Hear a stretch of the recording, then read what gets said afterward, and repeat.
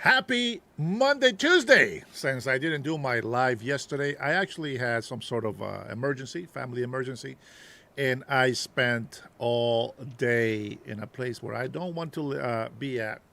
But I'm so glad that you guys are here. Today is Tuesday. I had a lot of information that I wanted to give you guys yesterday, and well, that's all right. There's still a lot of people out there giving you information every day. So, you know what? I do what I can with what I got.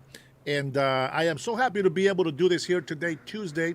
Again, almost had another episode today, so I almost didn't do a live again today. But thanks to God, I am able to do it. Let me go ahead and start by saying hello to my peeps. My man was the first one on the live today, it looks like. Big sis Tanya, how are you? My sweet love sister. Good to have you in here, Mr. Ender. Ender, thanks for being here with us all the way from the UK. I remember that. Thank you all for being here. And I have, just so you guys know, there will be no moderators. What I want you to do is do me a favor. If somebody's coming in there putting nasty comments that you don't like, just block them. That way you don't get to see their comments anymore, okay? But I got to see those comments. Just so you know, Robert, good morning, big bro. I probably interrupted your mid-morning elderly nap, but I'm glad that you made it in here. Rush, babe, how are you? It is almost that time, sis. Almost that time. I'm thinking about going down to your location this weekend. Remind me if I don't call you after the show. Give me a call, okay, babe, Rush, babe. Give me a call just to remind me that we need to coordinate to see what's going to happen. Let me see. Who else do we got on this chat here? Donald, how are you? Good morning, my good friend. I think Don Mitch is probably the only person that I told yesterday, since he was wondering why I didn't have a live. I told him why, and we appreciate the privacy. Let's say Brian, what's up? Ah man, Brian, love you, bro. I think Brian is more on my age level, since he gets that joke from What's Up. It is a, I think it was in the '90s commercial the way they started doing that. I think it was a beer commercial or something like that. Maybe Bud Light, which nobody brags about Bud Light anymore. You know what I mean? Just Stewie girl, good to see you in here. Uncommon Woman, always good to see you on here. Those who are negative, I will not acknowledge. So, with that being said, we are going to talk. I got all these issues that we want to talk about, right? But why don't we do the Don Mitch, that's exactly what I want you guys to do. Just block the people that are being negative or that are annoying to you guys. Don't let me block them, because when I block them, then nobody sees them. If they are insulting you or they're getting on your nerves, you can go ahead and block them yourself.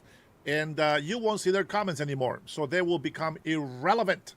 And yet, I get to see the stupidity of their comments on my live. So I want to be able to do that, because I know you guys mean well, and I love you guys for being mods for me.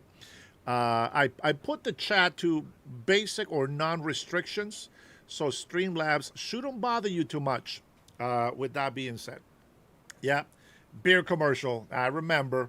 There was also this, the X Games. Remember that they had that old lady that they started, obviously it's not an old lady, but they started off with like, oh, this is a generation of slackers, and then all of a sudden the skateboards and all these other tricksters and all these other people just came out, and it's like, oh yeah, slackers? Yeah, we're the crazy generation. That's what that is. Magic Man, good to see you here in the house. I appreciate you guys' love and support. I really do. It is really nice to see you guys on here on my live. Now, I want you to please stick with the subjects. I know that if I jump around, you jump around with me. You know what I'm saying? Jump around. Jump up and get down. Jump, jump, You know what I'm saying? Just stay with the subjects. That way we can address it together. You know, for some people there is a few second delay. Some people is 10-second delay. So it depends on the connection that you have. There is no lagging from my connection, just so you know. So you could be maybe 1 or 2 seconds behind me, and I think that's okay. So with that being said, it is. It is. People think that I am maybe a hypocrite. Maybe it sounds like it sometimes. But being a hypocrite is not the same as somebody that changes their mind. That's not a hypocrite. A hypocrite is a person who says they believe this and they do the opposite. That's a hypocrite. But a person that changes their mind according to the information that is being received is not a hypocrite. Let me make that clear for some people that don't understand that. Now, that's right, people. I have released everybody from jail. There's a couple of people that are going to go right back to jail. When I see them and they get on my nerves, they're going right back in there.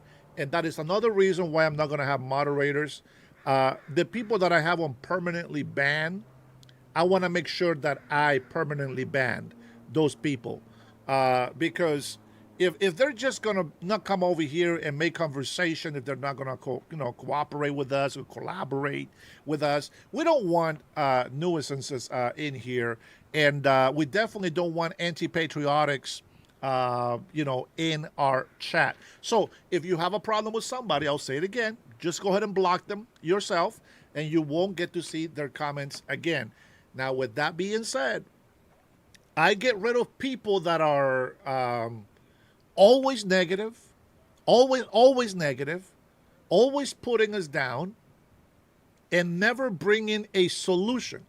Always whine and complain and whine and complain. And I always tell people, stop it. If you bring a complaint, if you bring up an issue, give me a solution. You can't just say, oh, well, Trump is he's horrible. And then, so how do you fix it? Not voting for Democrats. That's the stupidest thing you can tell me today. New York, it's probably the nest of vipers and snakes. Seattle, second place, right behind it. California, people are starting to fight back. Now, I was very happy this weekend because I did see a march of thousands and thousands of American patriots on the streets of Seattle. Now, I think that there is a lot of them that, they're here visiting, temporary, maybe. But they love the United States of America. And what I find very interesting is that, illegal immigrants and very stupid or naive or gullible Americans don't understand that this is our country. And we're not perfect. We're going to make mistakes.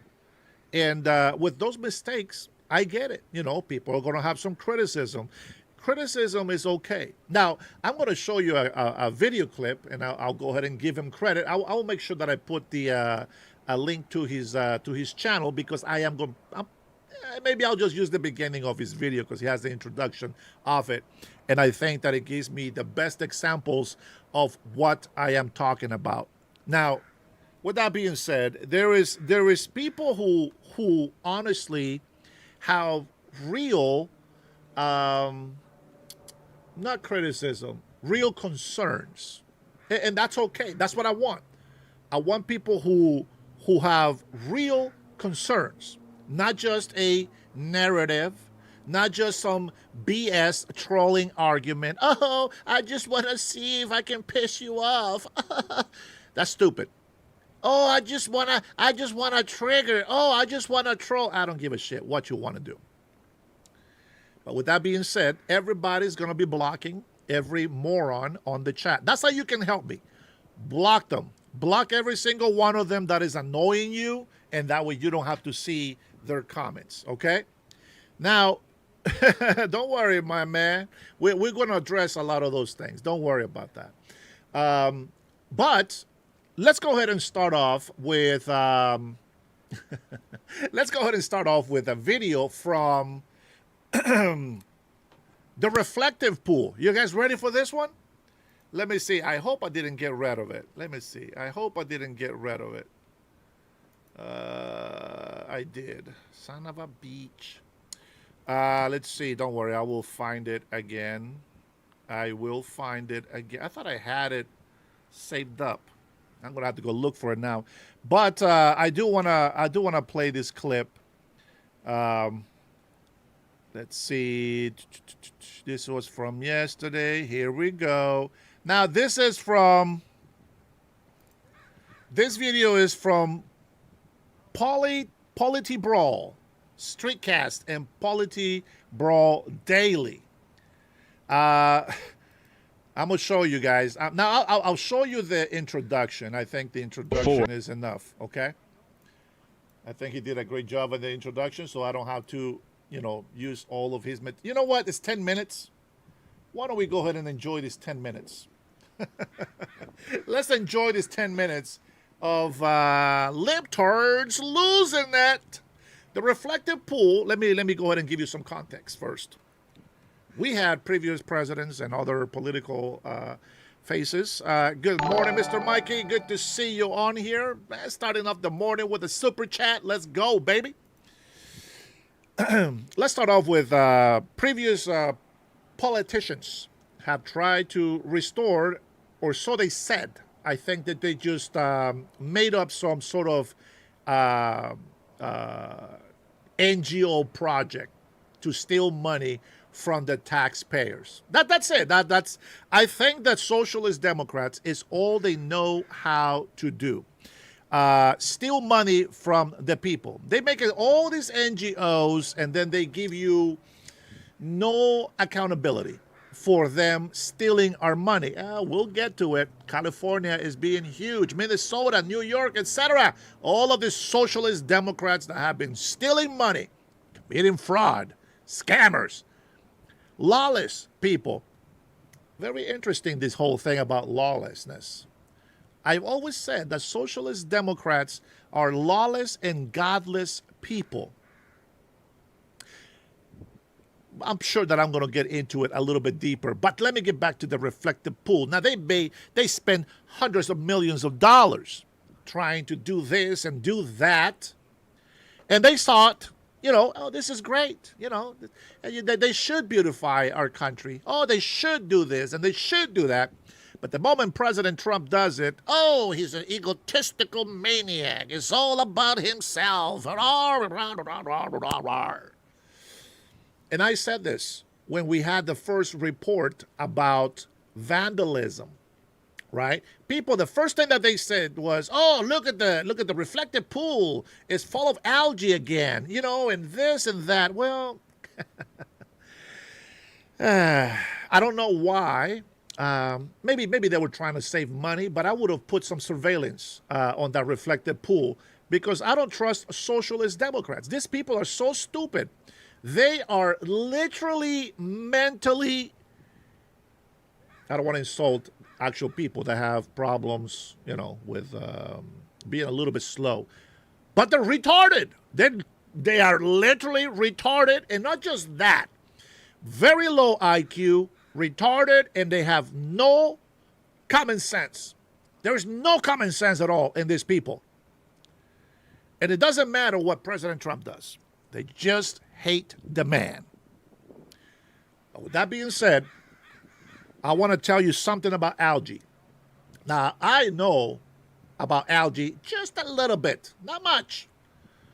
But I know that you can create algae and you can rapidly increase algae growth.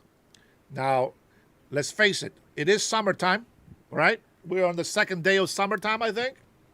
So temperatures will be high. That is perfect for algae growth. There is also chemicals that the algae need. And in order for that, those chemicals can be added to it. Now, the government is trying to take care of this reflective pool without chlorine, which I mentioned before last week. And I mentioned chlorine, but the reason why they don't do that is because they're trying to protect wildlife, ducks and other birds that come in. They want to make sure that they are not being harmed by any chemicals in the water. Now, to me, it's like, oh, that's fantastic, that's great, but there's a lot of pools out there that use chlorine, millions of pools out there using chlorine, and the animals are not going in there. The reflective pool is not for animals to go in there and, and go and die. But I get it. They want to be as safe as they can for our animals, for nature. And so they're doing these things, and we have to recognize that in order for this reflective pool to continue to stay beautiful and all these fountains that are being restored, there has to be maintenance done to it. And the one thing that I notice is from all these libtards, they just can't stand it that we are doing a great job with our country. They can't stand to beautify our nation. This is it's just very curious to me that the same libtards. Now, let me tell you who libtards are. If you are a Democrat, okay, and you are supporting the Democratic Party right now, I'm going to tell you, you are libtard. But here's the good news. You don't have to be. Use your common sense. We want all of American citizens to be on our side. We want all Americans to be able to stand as one to beautify our country, to protect our country, to secure our country for the future of our children. With that being said, let me tell you who libtards are. Because the Democratic Party today, and I've said this very, very often, the Democratic Party is a bunch of Marxists, communists, socialists. Now, for some reason, the Democratic Party has been getting filled with activists, Muslims, communists, Marxists, socialists. That is the new Democratic Party. And you would think that they would be a better party, but let's be honest, they are still the racist party. That's right. You heard it. You heard it right. They are still the racist party. Now, let me break down what the Democratic Party it consists of. Okay, you guys ready for this? Here we go. Number one on my list. Now, this is my show is unscripted. I do have some notes that I will read off later. But number one on my list, on the top of my head right now, lawless people. Lawless people are Democrats. Now let me explain why. There is Republicans as well who are lawless. The difference is a conservative person, is a Republican today, very red today, we condemn lawlessness. Democrats embrace lawlessness. So whether it's sort of like being Christian and being saved, right? In order for you to be saved, you got to repent from your sins. You got to accept Jesus Christ as your Lord and Savior, and maybe then we can be saved. But in order to go to hell, you don't even have to believe in the devil. You're just going straight to hell. That's how being a Democrat is. You don't have to support their thing. But if you vote, and if you just call yourself a Democrat, you don't have to believe in their thing. If you don't vote for Republicans, you are supporting the Democrats. You don't have to do anything to be a Democrat.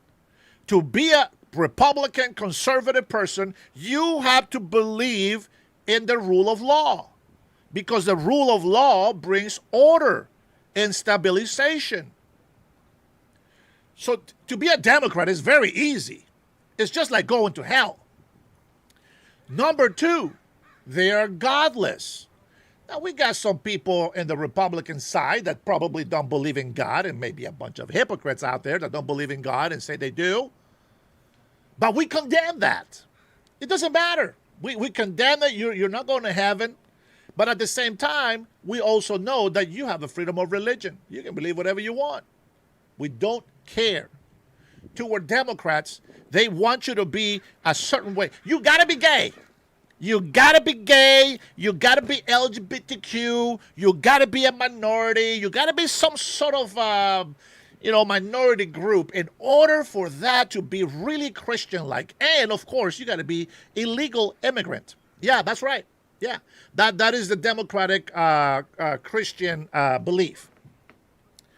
They love to play the victim. Those are the two top things that the Democrats are actually made of.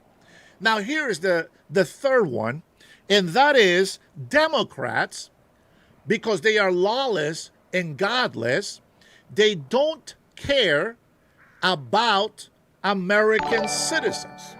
They only care about illegal immigrants.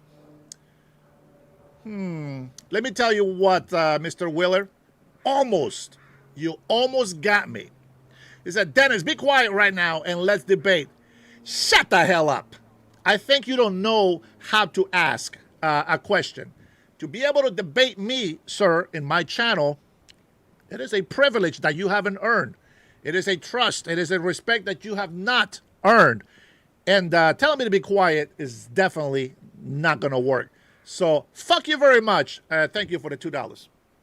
Now, with that being said, learn how to be able to communicate. I'm going to tell you something. If you know how to talk to me, you can have my undivided attention and fantastic. We can have a great conversation, maybe a debate. But you're so stupid. You don't even know how to ask. You just don't know how to ask. Have some respect. I don't debate morons. Stupid ass people that don't know how to get my attention. Why debate? It's like talking to my ass. And all I'm going to have is just bad gas. Anywho, that is who the Democratic Party is. So that means that you have illegal immigrants, which Democrats love because most likely they will vote for them. Illegal immigrants are easy to threaten. See, they will just be threatened that they are going to get deported. And then they will just do what they told. Democrats love low IQ people. They literally want illegal immigrants to be the present slaves of this country. And most illegal immigrants, they get no respect from me. Let me tell you something. Let me ask you a question and see if you're a legitimate person. Let me ask you a question. If you were illegal in this country, this question is for you. Now, I want you to be honest when you answer this. Nice try, good game. I love the uneducated. So do I. So do I. Okay? But only when they are actually on the right side. Let me ask you a question. If you are here illegally, oh, you know what? Or if you're a libtard. If you are here illegally and you come from another country, first question is, why are you here? Do you hate the country where you come from? The answer is no. So stop waving that flag. Stop acting like you're so proud of being Mexican. You are an illegal beaner in the United States of America.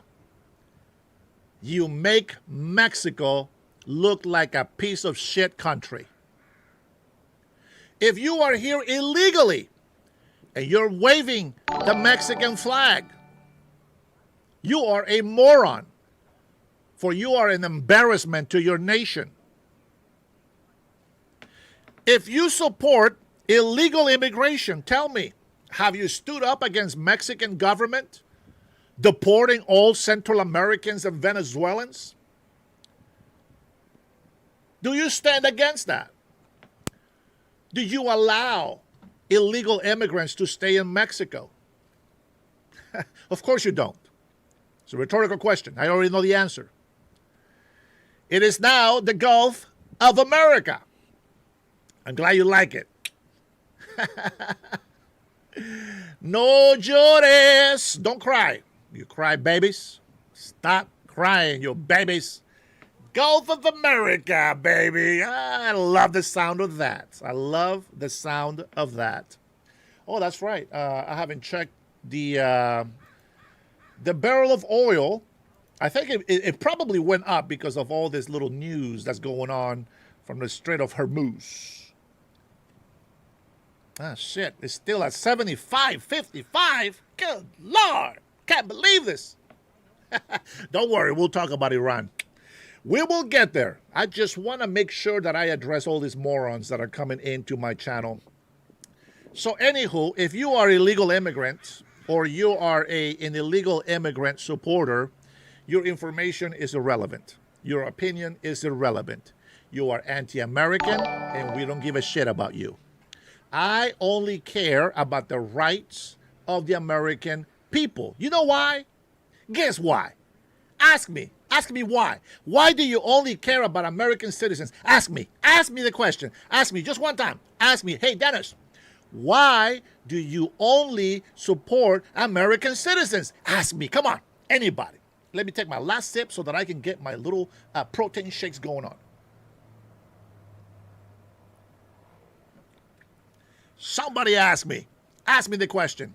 Why do you only defend the American citizens? Ask me. There's nothing to debate, Wheeler. There's nothing to debate. But thanks for the supers, man. Thanks for at least putting something in there. Oh, man. Don't worry. I'll give you a chance to call in. You don't get a guaranteed spot, but you'll get a chance to call in. I will make sure that we go ahead and talk about these things as I address them. That's what I'm saying. Stay on subject because I will allow you to call in and at least a couple of callers, okay? Not everybody will get in. Not everybody's going to have that, okay? Now, go ahead. Ask me, why do I only support American citizens? Come on, ask me. Mr. Buron, Mr. Scott Byrne, my favorite Canadian friend, welcome to the Dennis Herrera Show, where the libtards, they just so triggered. They just hate the Gulf of America. See, most of the Mexicans, they like to call it as their colonizers called it. Gulf of Mexico. See, Mexicans are so proud of the colonizing name. You retards. I'm sorry. Hey, listen, I'm only talking about the retarded Mexicans. Mexico is a beautiful country. I'm telling you something. If I was Mexican, I wouldn't be here.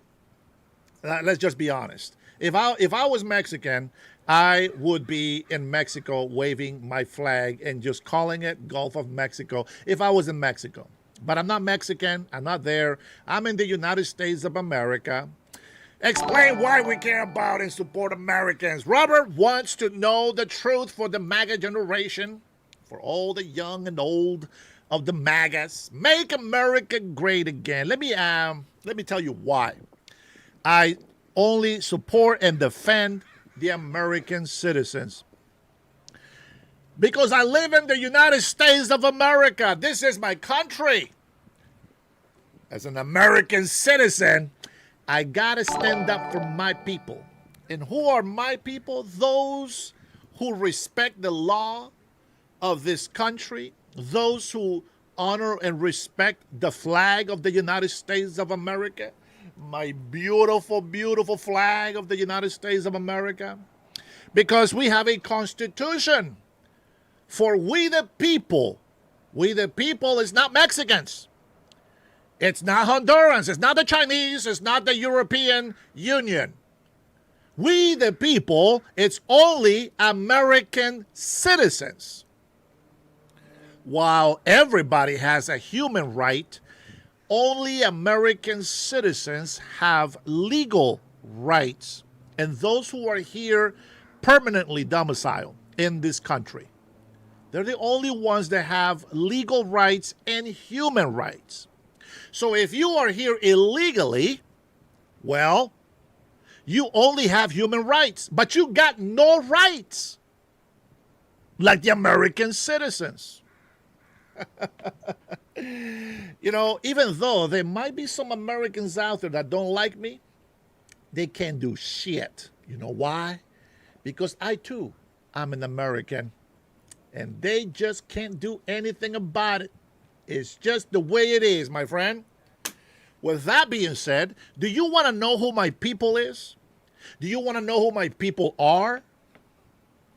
My people are not the Hondurans, are not the Mexicans, are not the illegal Hispanics in this country.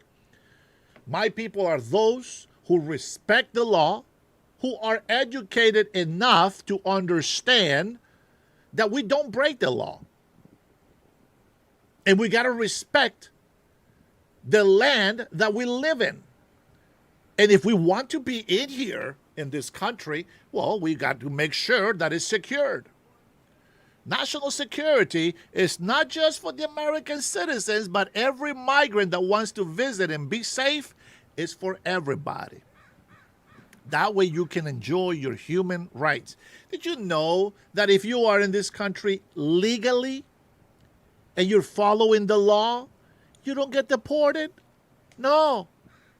What is following the law? Well, if you're here visiting, even if you're a resident, a permanent domicile alien, even though you have a green card, there are rules that you got to follow. Now, you have to understand that there is an immigration law, right? The federal government controls that. So it doesn't matter how many libtards support you illegal immigration in here. It doesn't matter. It doesn't belong to the state. It doesn't belong to the city. It belongs to the federal government. They are the ones in charge of enforcing immigration laws.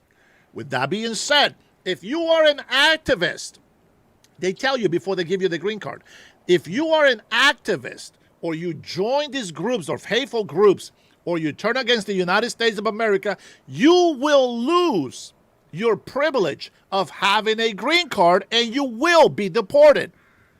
Very simple. I followed this for 2.5 decades before I became an American citizen. That's right. So it doesn't matter what you say. Number one, you can never bring the racist victimhood card because I am more mixed than you are. So I don't give a shit about your racist victimhood card. It doesn't work with me. Number two, you can say shit about immigration because I am a migrant. And I know the laws and the rules about being a migrant and conditions to stay in this country.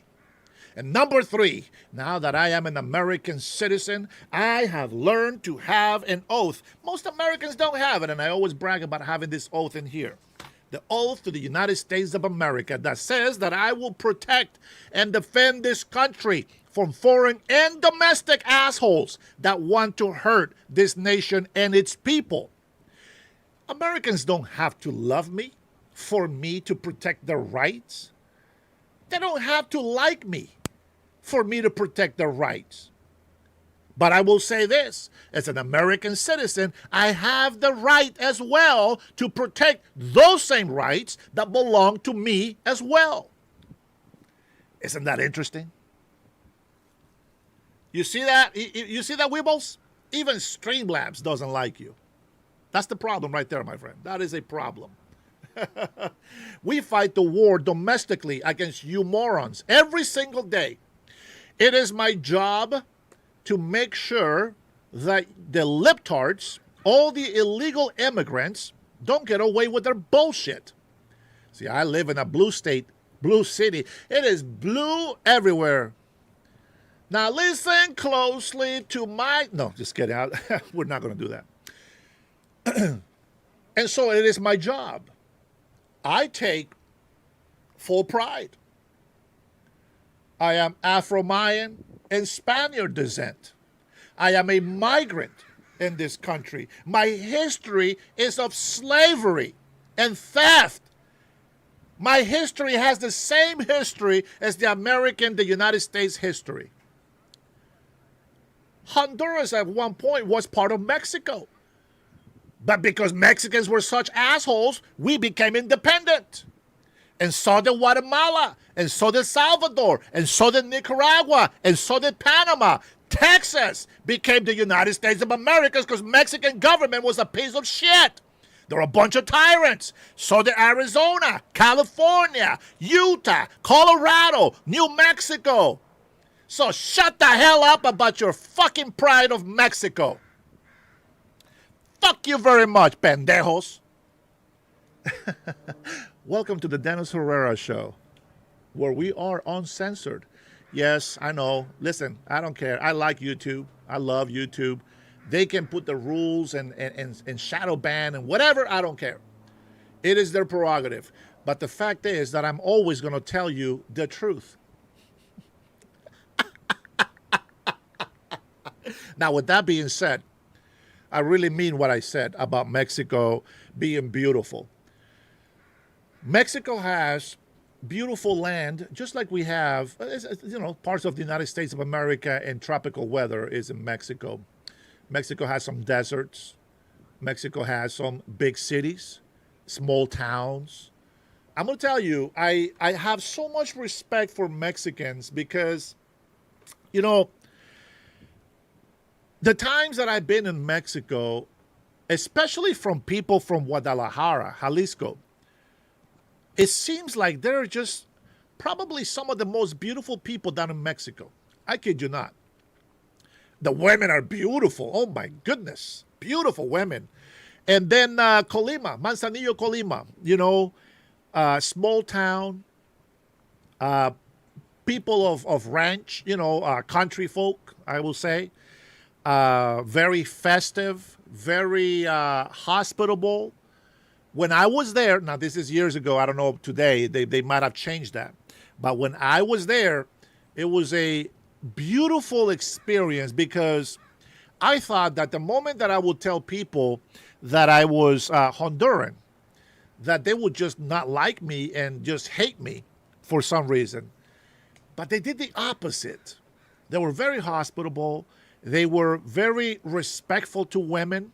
I know, it's not like the movies. It's not like the novelas. It's not like the soap operas. Mexicans have a bad reputation for being wife beaters, for being abusers, for being cheaters, womanizers. They use women like tool. See, this is the image that Mexican men have. And with that being said, it's not true. That's not what I've experienced. Now, we've got a bunch of morons in here, a bunch of beaners in here that are in denial. They're so in denial, they might be Egyptian by now. But, I went to a rodeo, drunk Mexicans, very respectful to the senoritas. And I remember this. It's a beautiful experience. I know you're not asking, but there was a beautiful experience that I had at a rodeo. Mexicans are very festive. They're very strict. The parents, the fathers, man, they are disciplinary, and so are the mothers. And nobody messes with the abuelita. You know what I'm saying? Nobody messes with grandma. Abuelitas are tough cookies down in Mexico. I'll tell you that right now. And I remember that there was like some sort of halftime or break or something like that. And they started playing some banda music. If you don't know what banda music is, it's kind of like like Mexican country music, and it's crazy because I was like, I'm sitting down, and I'm enjoying this, but then all of a sudden, I saw everybody, little kids, young men and women, abuelitos, old folks, everybody stands up, and everybody's dancing. You know what I'm saying? And I see the grandpa dancing with the great granddaughter. You know what I'm saying? And it was just such a beautiful thing to see. No violence. I think that everything that I saw in Mexico was just so beautiful. Beautiful.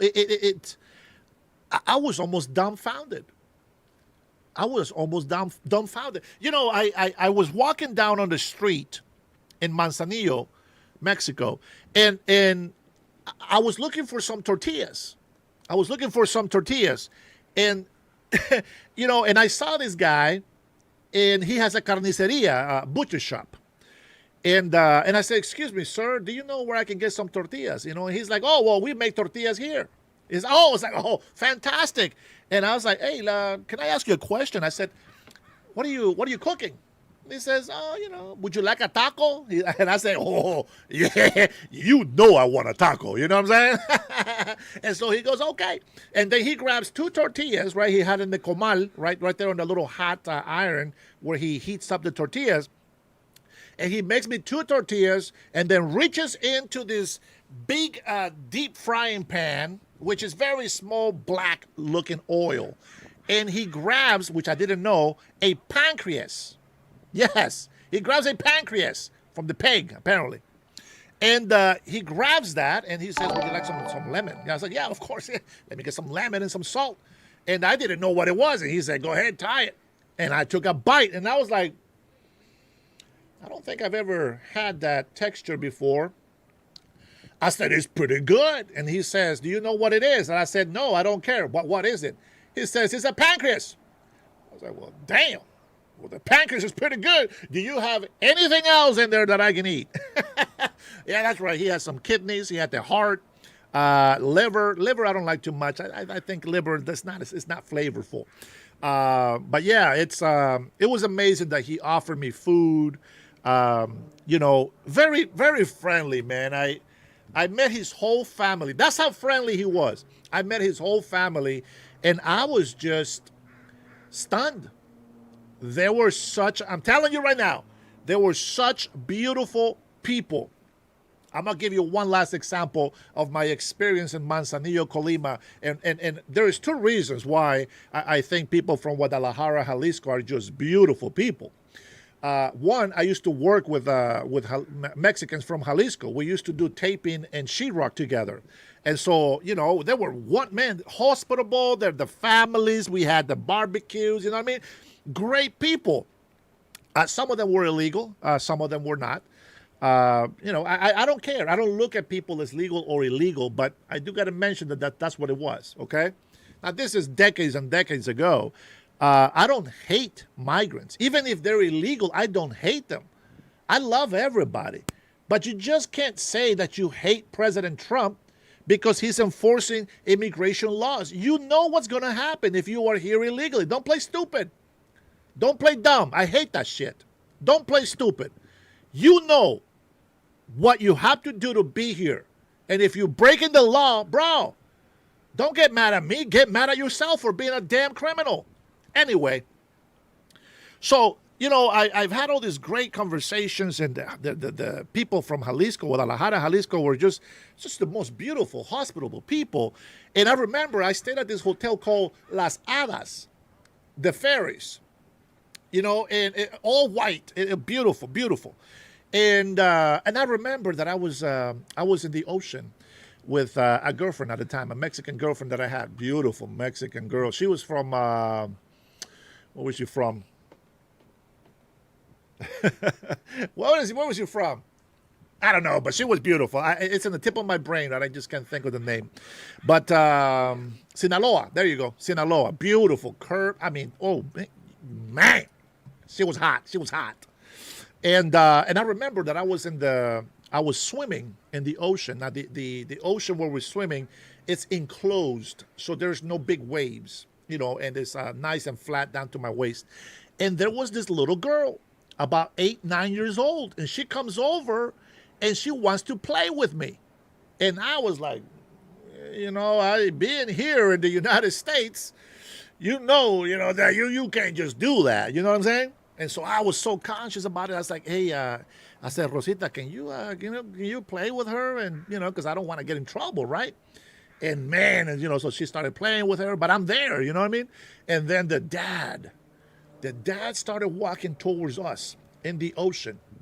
And I thought, oh man, see, I was trying to avoid this. I don't want people to get the wrong idea about this thing, you know what I mean? And so when the dad got to us, he said, hey, how are you? And I was like, oh, I'm doing good, in Spanish, of course.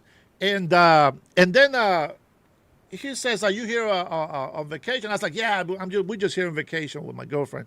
And I said, "Oh man, I love Mexico." I said, "Everybody's been so kind." And he's like, "Oh, we're from Guadalajara, from Jalisco." And I was like, "Yeah, I work with some people, from there. You guys are very nice people." He's like, "Well, my wife told me to come over here and ask you guys if you guys wanted to come and hang out." And I said, "Oh, yeah, well, of course, let's hang out." And so my girlfriend went with the kid, with the daughter and the wife, and I sat down on the chairs, and we ordered a 6-pack of Coronas, a bucket of Coronas, and we had some ceviche, right there on the beach, and we had such a good time. And I was just like, man, I gotta go to Jalisco, I gotta go visit Guadalajara, but I never did. So, but anyway, those are the stories that are, that they're engraved in my heart, and I appreciate them.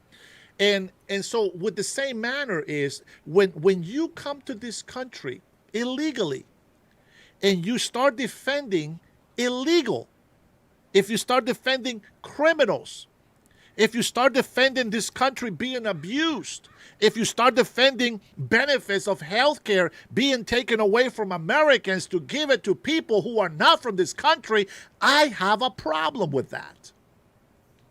I got a problem with that. And that's where I stand. I stand with that. If you are in the United States of America and you disagree with me, well, you're more than free to disagree with me, but you're a fucking moron. If you're American, you're a moron. If you are illegal immigrant and you think that I'm trying to be white, you're a fucking ignorant, low IQ moron. Let me just tell you that. The United States of America, it's a country with a combination of a lot of immigrants from all over the world. And while we are a nation of immigrants, that does not mean that we are going to allow illegal immigration to go rampant. We just can't do that. We can't do that. We have to protect it. Just because your abuelitos were here illegally and now you're a citizen, it doesn't mean that you're going to continue to support illegal immigrants coming over here, taking advantage of the American people. That's just not how it works. I have no respect for that. I was talking to one of my neighbors, Rampant, and I was talking to one of my neighbors and talking about it, and I was just like, people fucking come into my channel sometimes, and they think that I hate immigrants. They think that I look at Hispanics as like, oh, this guy is illegal. And that's not the way I see people. I love all people. Even if I think that they are illegal, I don't make them feel like that. I'm always very polite, very friendly with them in person. I love every single one of them, but I always tell them, if you are here illegally, just stay quiet. Behave. No DUIs. Don't beat your wives. Don't go around cheating. Don't go around doing this and that. Respect the law. Even though you are breaking the immigration law, stay quiet. Do the best that you can. Shut the hell up. Stop making yourself known to ICE. Kroger, shut the fuck up, bro. What do you think this show is, you dumbass? You think I'm supposed to just sit here and say nothing? What a fucking moron you are. You know that? So fuck you very much for your comment. Everybody else, thanks for stopping by. Thanks for being here. These guys, man. You guys think I give a shit about what you say? I don't. But I love to get this out of my chest where I can freely cuss your dumbass and retarded ass out at any given moment. With that being said, my friends, let's go ahead and let's take a listen at this guy who was debunking CNN. Now, I want you guys to... I put my lipstick on for all my gays for Trump. Gotta represent everybody. You know what I'm saying? Gotta represent all my gays. That's all the love for all my gays out there, all the gays for Trump. All right, so we're going to go ahead and get into the reflection pool. That's right. Listen to, guys, listen. For all of you people that have common sense, for all of my beautiful American patriots and some of those who tried, I love you all. Check this out. I want you to understand why I don't give a shit about what the libtards say, okay? It doesn't matter what facts, what proof, what laws we show and mention to them. They're just libtards.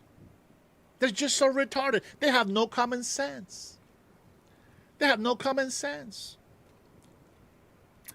All right, here we go. Check this out. Listen to this, and I want you to just grab your coffee. I'm going to go ahead and get my protein shake going. I want you to grab your coffee. This is a 10-minute clip. I know it's a long time, but let's go ahead and give this guy some credit. Let me go ahead and mention this again. As a matter of fact, let me go ahead and put this on the description of this video today. This is politibrawl. Oh man, that name, man, you guys got to change that shit.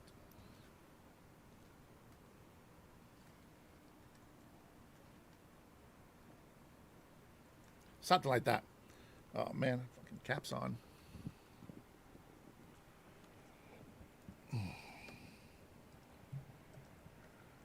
This guy did a good job. Very simple video, but he did a good job. All right, here we go. Let's go ahead and listen and watch this. This is funny. Listen, guys. Listen how the libtards, I want you to watch how the libtards think. I know, I'm giving them too much credit. It's not called thinking. There's no possible way they can think. They're just so retarded. I'm sorry. I just don't know what other thing to say. But let's just say this is the way they think. This is the way they process. Whatever. You guys be the judge of what happens here. What's your impression of the reflecting pool today? A little depressing. What is your impression of the reflecting It's hideous. It's criminal. You know. Really? Oh, way worse. But it was fine before. It wasn't broke. They shouldn't have tried to fix it. Oh, it's an embarrassment. It's a total embarrassment, just like the entire administration. What's wrong with it, you think, specifically? Seriously? Specifically, yeah. What's wrong with the pool? You haven't been listening, paying attention to the news. What's wrong with it? Well, I did just take a look at it with my own eyes, and it doesn't look that bad. Maybe you should not check the news so much. It looks awesome. You think it looks awesome? It looks great.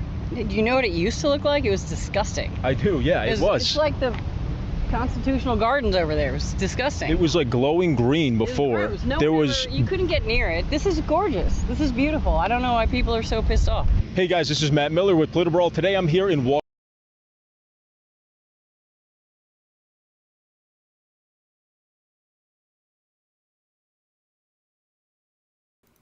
Did you guys catch that? You're watching it right there with your own eyes.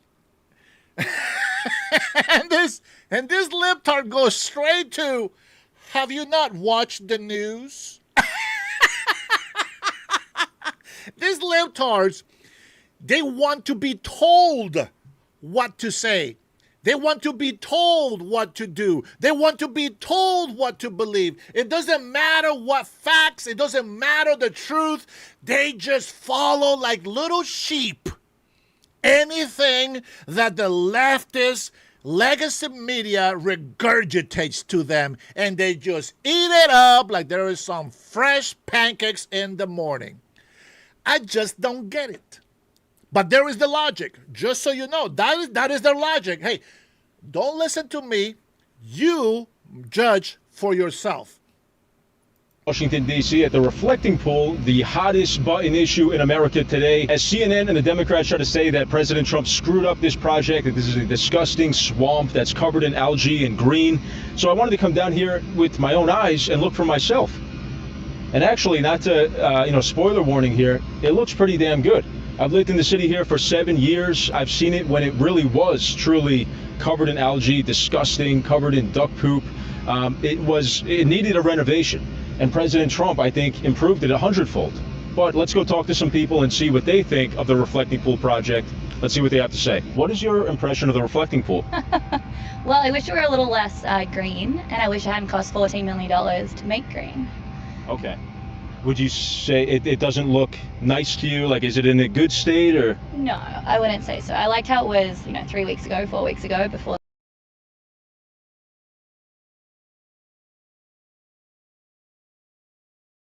Sorry, I got to mute my mic because I'm going to make some noise with my shake. But this is a libtard from the UK. That's, what can you expect from these guys? All right, I'll let you go ahead and watch the video, and you judge it for yourself. They did whatever they did to it. Did you see what it was like a couple years ago, or even like last year? I saw it in 2017, so it's been a while. Yeah, I've seen it. I've been here for 7 years, and it used to be like glowing green. Okay. It used to be like really gross. So is this better? yes, in my opinion, this is like objectively a lot better, a lot cleaner. It's not it's not like Miami beach water, Yeah. but it does look pretty nice, I think. Cool. Well, I saw that the duck died overnight, so that was really sad. I Yeah. hope that wasn't due to the algae situation. Yeah, people are blaming that on the algae. Other Yeah. people are saying that the hydrogen peroxide that they're using to clean the algae might have Okay. done that. Got But it. that's actually safer than chlorine, For the duck? from what I've read. Yes, if they use chlorine in that, that's more toxic to wildlife. So hopefully they're doing it the right way. They're doing Yeah. it safely. But No, we want the ducks to survive, that's for sure. can I ask, what do you think about President Trump's broader agenda to just make DC cleaner and safer and more beautiful? Well, I'm visiting. I'm from New York, so I think that says enough about how we feel about Trump. And I'm an immigrant, Okay. so that's kind of more important to me than what he's doing to DC at the moment.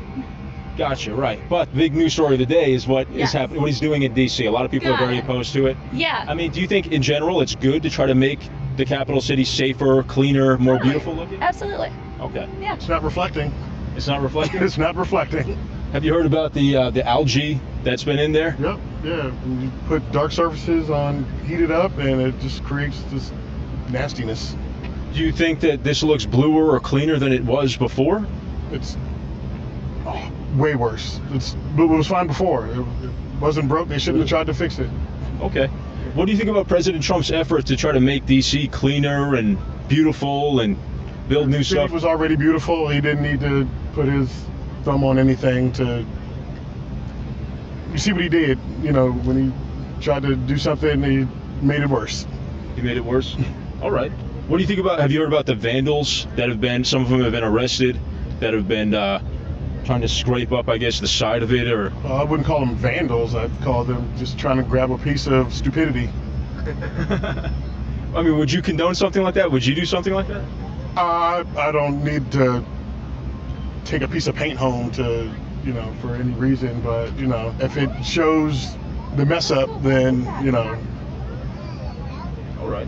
yeah. It's, Awesome. All right, then. kind of at a loss for words with it. It's just You think so it's ridiculous. You think it's terrible? This is an example of President Trump trying and failing to make the city better. Well, I don't think this had anything to do with making the city better. What was his motive then? Some narcissistic need to make himself feel better, and failed once again. Okay. All right. Thank you so much. I appreciate it. So this is what it looks like today. And actually, I was struck. I don't know if that's what that guy saw, but it looks great. But it's weird that two people can look at the same thing and have completely different reactions to it. I don't see any algae or contaminant. Oh, there's a tissue that blew in. That must have been Trump's fault too. I don't want to reach in there because I'm going to get arrested as one of the vandals. All right, let's keep going and talking to people. So I don't know if you guys heard, but a lot of people in American media are saying that this pool looks disgusting. It's covered in algae. It's green. Does it look like that to you? No. Yeah, No, it doesn't look green at all. I mean, presumably they clear the leaves out regularly. It seems fine. It looks nice. Yeah. I think so too. It used to be very disgusting and full of algae and duck crap and stuff, but they recently cleaned it out. They repainted the bottom. Yeah, I agree. I think it looks pretty good. Yeah, it looks good. Where are you guys from? I'm from Scotland. I'm Here- from London. London? Yeah. So President Trump says he wants to make America's capital beautiful, safe, clean for especially for foreigners coming to visit. Do you guys get that impression being here? Yeah, DC's been very clean. It's a nice city. This is the first time coming downtown, and yeah, it looks good. Very, welcoming to foreigners. So yeah, they're doing a good job. Very cool. Thank you guys so much. This is gorgeous. This is beautiful. I don't know why people are so pissed off. So we talked to like a whole handful of people that I asked the same exact question to, and they said it looks disgusting. I've never seen it so bad. How can we? Oh, are you kidding? This is clean. I The agree. guy down there took a bottle of water and he filled it up. It is sparkling clean. It is clear. There's no color to it at all. It looks amazing. I live in Virginia, so I don't come down a lot. But when we've come down before, you're like, you can't even get near it. It's so Right. disgusting. This is Yes. beautiful. I I don't know how anyone can complain. Why is it so bad to clean it up? It was a disgusting. Yeah, because there was, Cesspool. and now there's vandals that are trying to take chunks of it out or poison it or whatever. I know, and I'm like, Right. what? They just have TDS. It doesn't matter. TDS. Like whatever he does, I hate it. It doesn't matter if it makes it look nicer. I love that the National Guard are everywhere. I love it. Yeah. I love it that you can walk around. I'm by myself.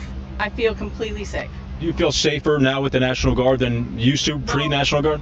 Let's say since Trump came into office, he cleaned up DC, and the National Guard are down here, and they arrested how many criminals? 2,000 or something that were out on the streets. Yeah. Because the DC police are overwhelmed. So this city, like the people who live here, can go out to dinner. They Yes. feel safe in their own streets. Like I only come down occasionally, but I'm perfectly fine walking by myself.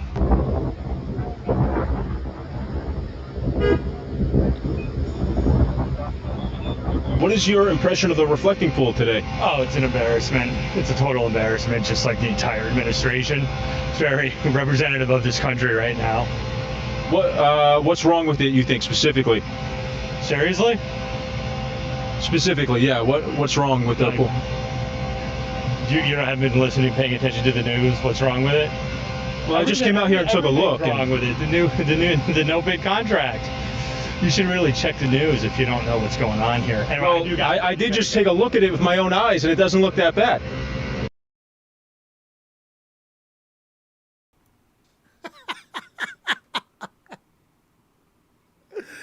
Oh man, that is a libtard. This is the people that are against me on this channel. That is their brain. It is very crazy. You know what? Now, let's just say that it was the COVID shot. Yeah, that distorted their thinking. Yeah, the COVID-19 shot has distorted their brain functionality. Very, very simple. You're looking at it right there with your own eyes. With your own eyes.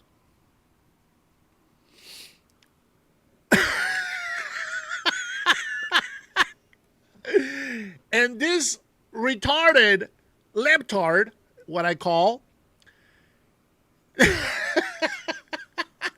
is looking at, listen, there is algae there. Listen, but it looks beautiful. Compared to what it was, it looks beautiful. And the thing is, like, the guy's like, it looks nice. It looks good to me. He's like, have you not seen the news? You got to watch the news so that you know what's going on in there. You just cannot argue with these people. This is a reason why I don't debate these people. They have no common sense. I wish that they would have common sense so that we can talk about it.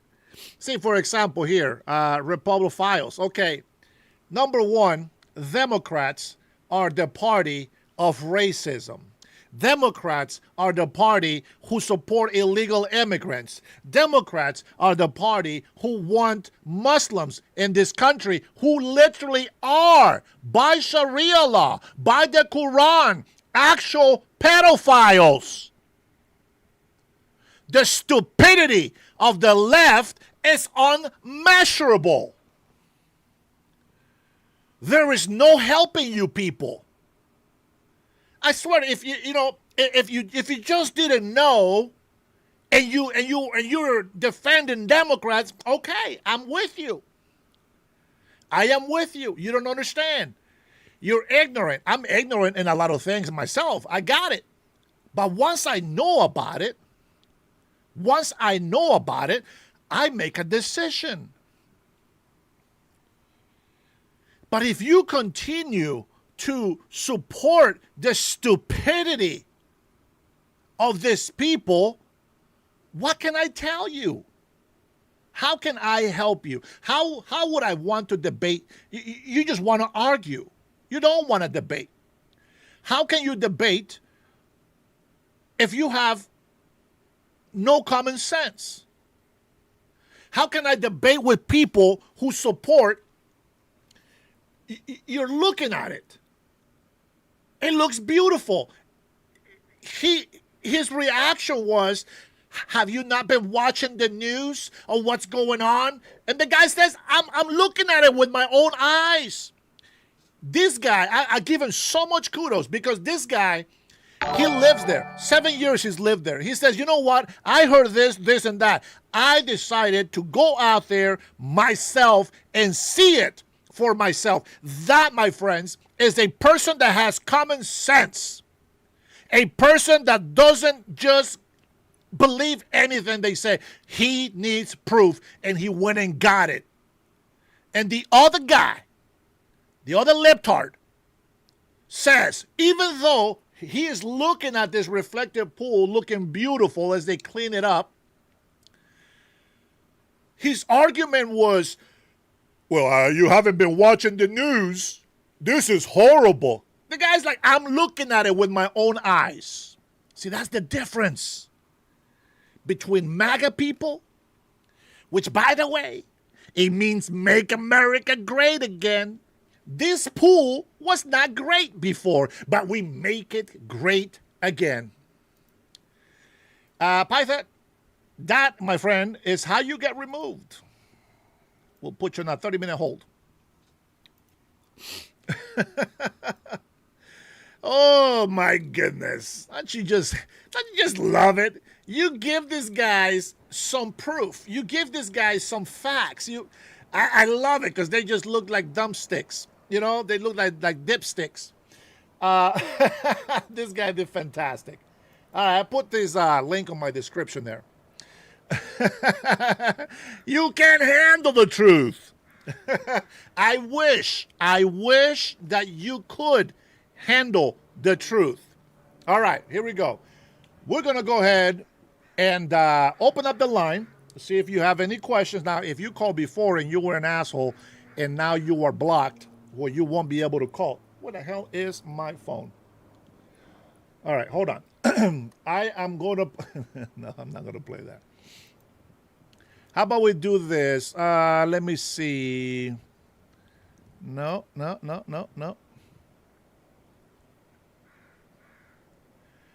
Definitely not. All right. Give me 1 second. I'll go ahead and open up the lines here in a little bit.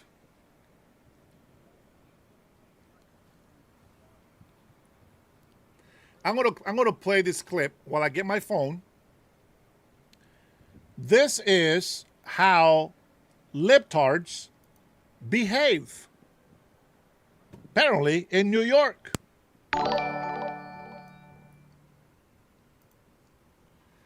This is a black man wearing a Spurs jersey, and I want you to look how libtards, socialist Democrats, and the reason why I say these are socialist Democrats is, as I explained at the beginning of the show, Democrats are the ones who support violence, racism, and they don't care about law. They want to abolish the police. They want illegal immigrants to just be all over the place. No consequences for criminal activities.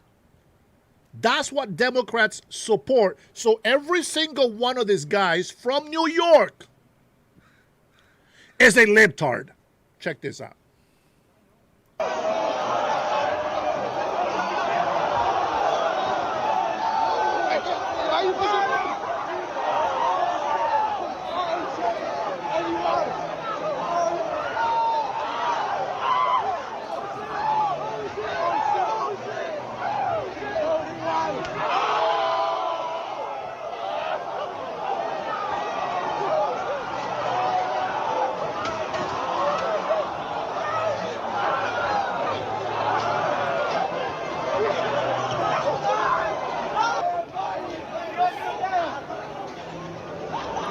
on with the stand fight, though. Nah, nobody's trying to. I'm not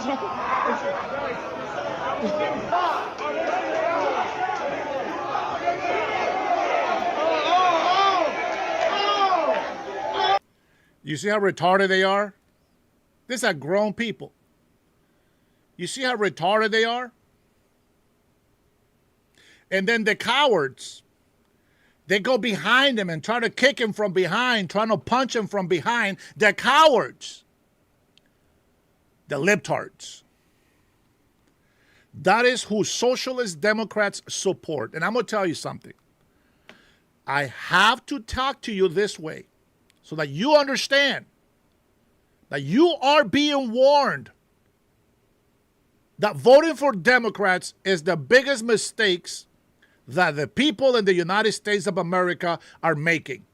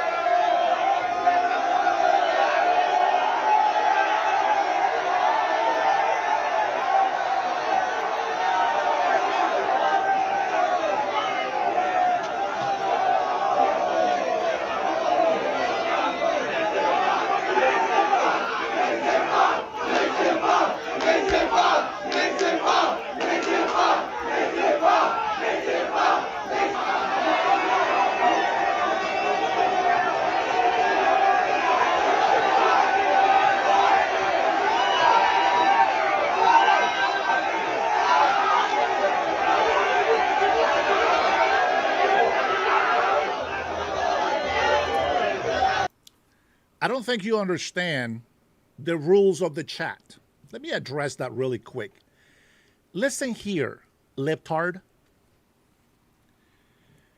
If I call you by name, I'm being disrespectful. Now, I don't give a shit who is out there, who is a libtard. I don't know you. You see how retarded you are? If I was on this chat and I saw that message, that's not for me. He's not talking to me. Why would I get mad? Do you know why you think I'm being disrespectful? Because you're a fucking libtard. That's why. I want you people to think for yourself. Learn. You're a fucking retard if you don't understand what that is. Nobody. Proud libtard here. Melon. Oh, man. You are a libtard. You're beyond libtard. That is stupidity of the people. See, that's the problem that we have in this country. Nobody's talking to you. If you're not a libtard, nobody's talking to you. You know who I insult directly? Those who come in here and break my rules. I don't know. Maybe I don't know. Can somebody help me out? Do you guys understand the rules? See, like Leslie Simpson, for example. That's directing a comment to me. That is a problem. 3 rules. Don't disrespect my president, which is your president. If you are an American citizen, he's your president. Number 2, don't disrespect the people in the chat. And don't disrespect the host. Very simple. So if I called you like the kind, it's a fucking moron. It's very simple to understand why I say that directly to that person. Because they're stupid. They don't understand. Number 1, this is an 18 plus rated podcast channel. There should be no minors in here. And if you are a minor, I hope your parents know that you are in here. With that being said, I want you to use common sense. This guy right here, His crime is just being a Spurs fan. Now, what's a Spurs? What's a Spurs? An American NBA team. That's American. What's the problem?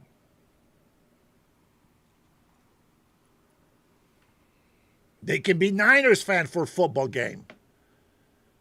The Knicks, it's an American basketball team. Anybody, any team, it doesn't matter. It's the United States of America. Those are Americans. American team. Why are you hating on yourselves? See the stupidity of the left. That's how it works. You're intolerable. You're hateful, divisive. We don't like you. And we have the right to say it.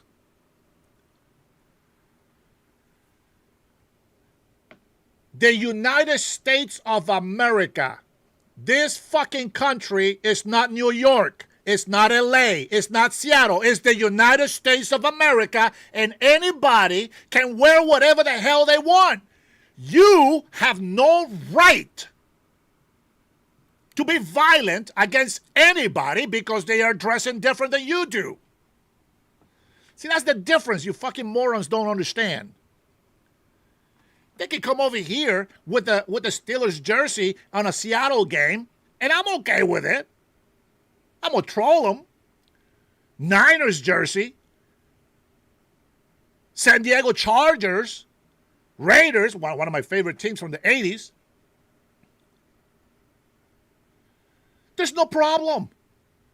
This is the United States of America. Uncommon woman, unfortunately, I don't think they will ever leer. Who knows? Maybe they prove me wrong and they learn.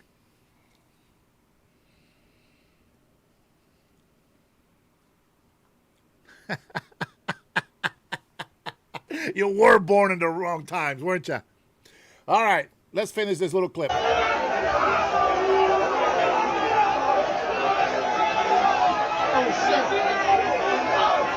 LB, what the fuck is wrong with you?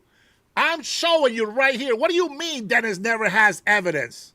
You see what I'm talking about, this retards? This is why I cuss these people out. They are just libtards that just never leer. Never leer. I'm showing you right here what I'm talking about. And this guy said Dennis never shows evidence. This is probably the one retard guy that says, are you not watching the news? And the guy is like, I'm showing you the lake right there. The reflective pool is right there. The reflective pool is right there. And the guy's like, have you not heard the news? So what's going on here? He's like, I'm watching it with my own eyes right now. I'm watching it right there with my own eyes. And the libtard continues to say, oh, man, you don't know what you're talking about. You got to listen to the news. That's how retarded you people are on the left. What's going on? Let me give you something. Here's some good news. You don't have to stay a libtard. You don't have to be retarded. Nobody here knows who you are. Now, I only say those things because I'm going to give you the benefit of doubt that you are actually an American in this country. And not just some troll with a bunch of cell phones over there just trolling.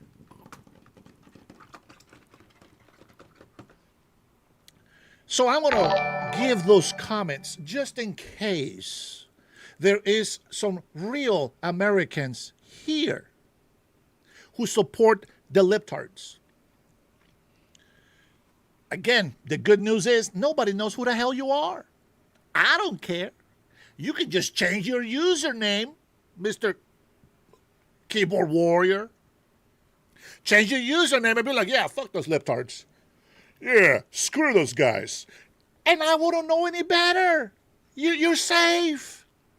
You are in your safe spot.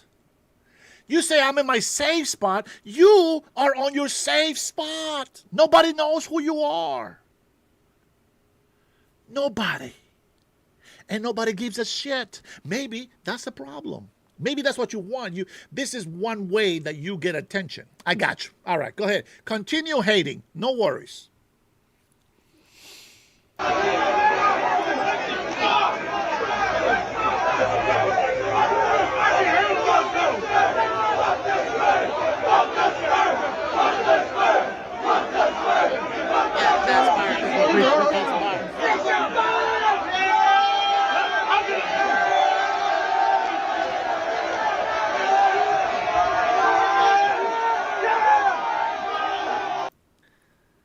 Those are all socialist Democrats.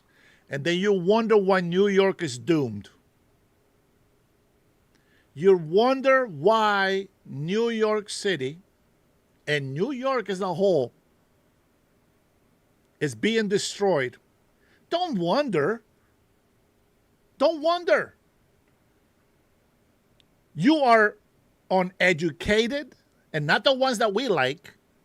You are a libtard.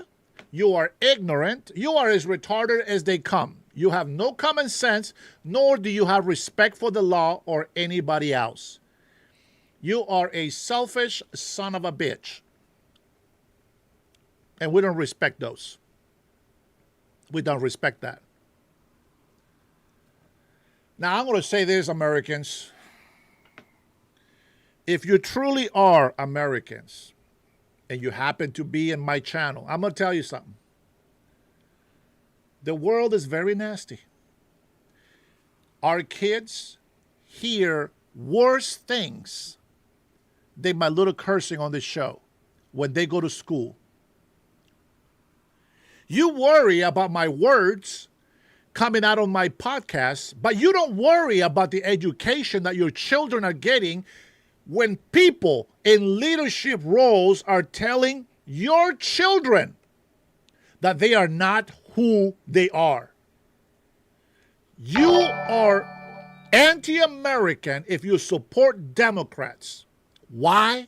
Because they support mutilating our children. See, they are destroying our country by supporting mental illness instead of addressing the problem. See, being a male or female, or maybe having both genders together, that's something that happens in nature. But the desire for your sexual orientation, that's up here. It is a mental thing. It is a problem in your brain. Nobody puts two keys together to lock a door. It makes no sense. You might think that poking the wrong hole, it's okay. That's your desire. That's not okay. That goes against nature. If you don't want to be saved, that's your choice. I'm not going to die for you. I'm not going to lose my soul for you. That's your choice. But if you really care about the future of your children, assuming that you actually can have children, then you will stop this nonsense. You don't have to be a scientist, you moron. It's common sense. Again, this issue with visuality. You guys are visually impaired. You're mentally impaired. You're common sense impaired. You guys are fucking retarded. Like, I don't even know how to explain it. Dumb it down enough so that you understand. If you have a penis, you are a male. You are born a boy. If you have a vagina, when you're born, you're a female. You're a girl. Doesn't get any simpler than that. And the doctor grabs that little boy with a penis. And a couple of little tiny testicles you can't see yet. Man,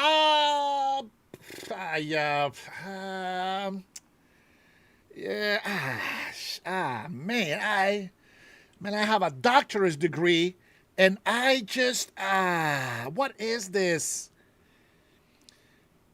He has a penis. Damn. Man, that's a tough one.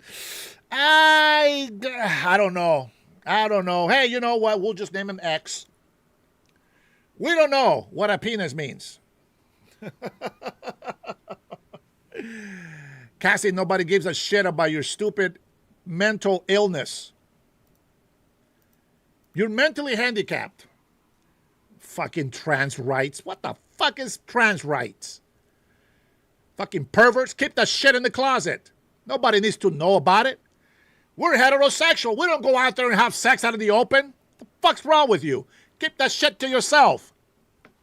Yeah, I got a doctor's degree. Yeah, I don't know what this thing with a vagina is. I don't know.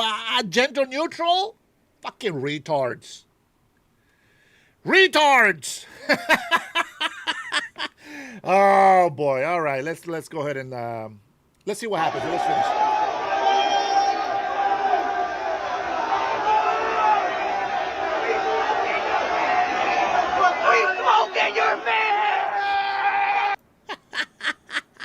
Always oppressing the black man. And then you have the black man busting out with a joint. Oh, she's smoking. These are the retards that lost New York. You guys are doomed. I know the same shit's happening over here in Seattle, Washington, but I hope that we get enough conservatives over here to continue to fight this stupidity of these people. I'm telling you, I become governor here for some strange miracle.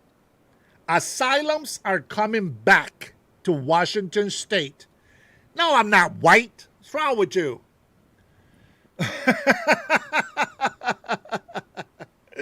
Oh, man. That's fantastic. It doesn't matter what proof we give these people. Let me tell you the kind of leadership that these retards like. All of you retards that come in here and visit my channel, thank you for stopping by. If you don't like it, get the hell out, get on moving, and whatever you want to do. Listen to this. So we know that that Elon Musk, it is now officially a trillionaire. Now, I know we had a bunch of beaners over here who hate their country where they come from and then raise the flag in this country pretending that they are proud for where they come from. But they're just the shit that came out the drains of those countries. I have no respect for those people. Listen, I got more respect for illegal immigrants who stay quiet and then try to respect the people as much as they can, even though they're here illegally. I get it. Everybody must go. But at least I respect that they are respecting the people. These fucking beaners that come into my channel, they don't. So I don't care about them. I wish they knew how to talk to me and I will have their back. But they don't. Bunch of retards. With that being said, these libtards think that because Elon Musk is now considered a trillionaire, they really believe that he's got $1 trillion in his bank account. These people, that's not how it works. That's not how it works. And the retarded politician Democrats, they're trying to convince you that you can Google this. Oh, is this a trillionaire? Yes. They're trying to convince you, because it's so easy to convince retards of things that make no sense. They're trying to convince you that Elon Musk has $1 trillion and he must do something for the world. No, he doesn't have to do shit. He doesn't have to do shit for the world. I say he can be a trillionaire if he wants. Hey, you can be a trillionaire, but your little libtard brain, it's not going to take you anywhere, is it? Anyways, I will try to bring my foul language down a little bit. just in case there is some teenagers out there that I don't want you to get used to talking like this, okay? All right. Hey, Magnus. Oh, man, you're from California. You know, you feel my pain. I got you, brother. So listen, he's a trillionaire because he has all these assets, etc. But the Democrat politicians, they convince all the mentally weak that it means that you are miserable because they are successful. And that's not true. That's not how it works. A lot of people that had Elon Musk's back when everybody was against him, they are now millionaires. Woo! Where you at? Are you a millionaire? No, you're not. You're probably selling weed on the weekends, selling drugs on the weekends. Maybe think that you are a very good American citizen, and yet nobody is more moronic than you. Respect the American law. I am a rich man, my friend. Is there a problem, Mr. Aaron? Do you have a problem with me being rich? Don't hate me because I'm rich. You do something about your life. Huh? What makes you rich? Tell me. How would you consider yourself rich? Put it on the chat. Let me see if you guys got some brains. What would you consider being rich?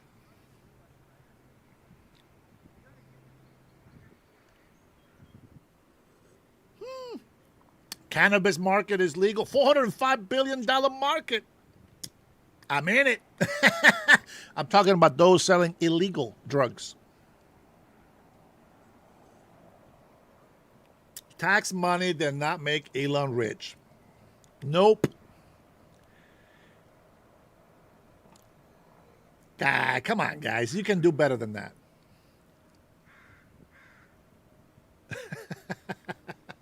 Gulf of Texas. Nope. Not the Gulf of Texas either. You got to share with other other states. Michael Olson. Very good answer. Very good answer. Go north. They consider being on EBT is rich. Oh my gosh, dude. That is funny. Christ is God. Christ is Lord, and he is my King and Savior. Amen to that. I like that. Let me tell you why I'm rich. I'm rich because I have Jesus Christ in my heart, regardless of my foul language to you retards.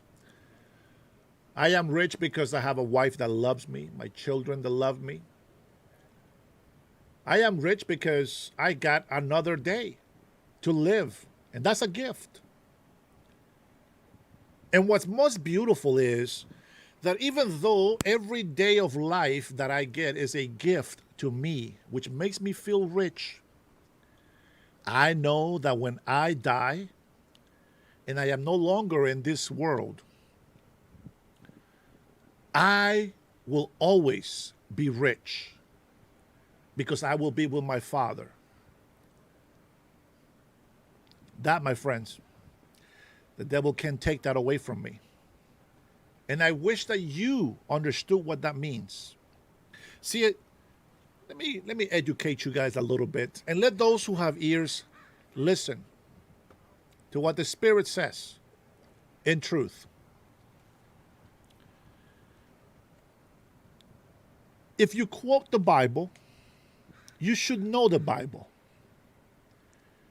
And if you quote the Bible to judge, you better make sure that you're judging righteously. For the Bible says, don't judge lest ye be judged. So if you're judging me, quoting the Bible, you better be righteous. Many quote the Bible like some idiots that I was reading earlier during a live. and somebody mentions and says, Jesus Christ hates rich people. That's not true. And they base this on one scripture. When Jesus tells the rich man to sell everything and to follow him. He said that it would be hard for the rich man to enter into the kingdom of heaven. He didn't say impossible or that they won't. But what he's really saying is, if you put treasures before God, you're going to have a hard time letting go. Therefore, you're judging yourself. Prove it. How am I a hypocrite? Prove it.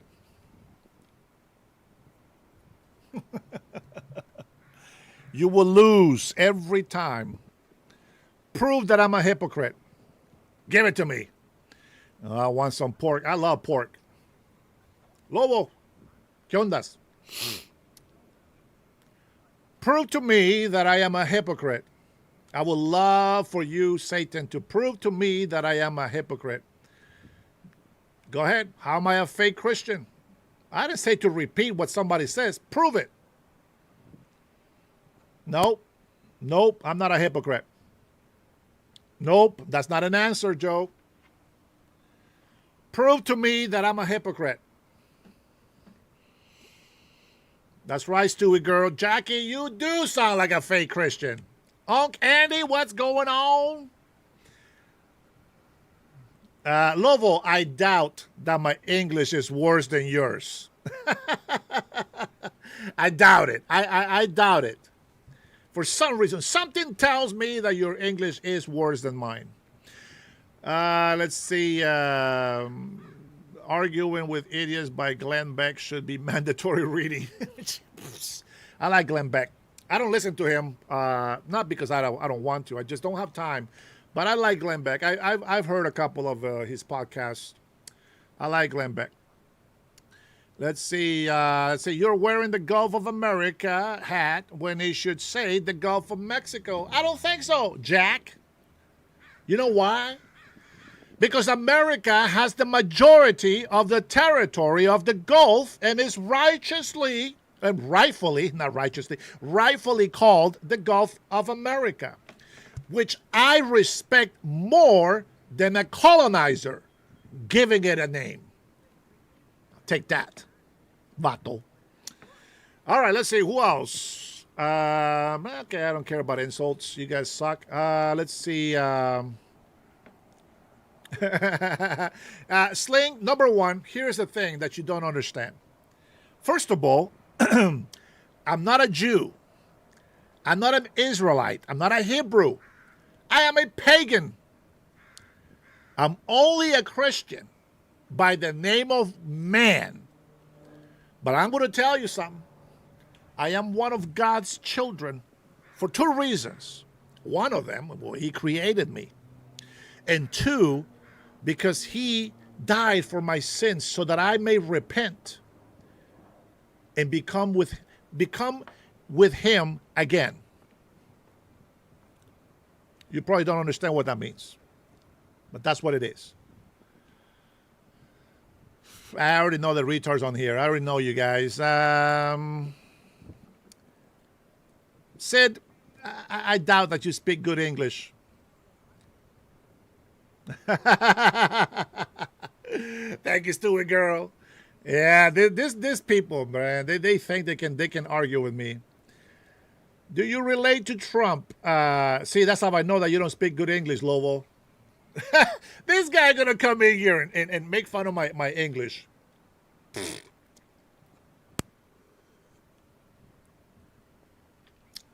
You're Mexican. You're not even American. Oh, so you're saying that Mexicans are not American. I agree.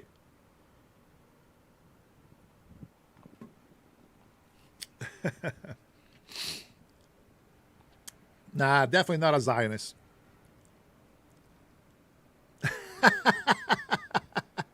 Google it.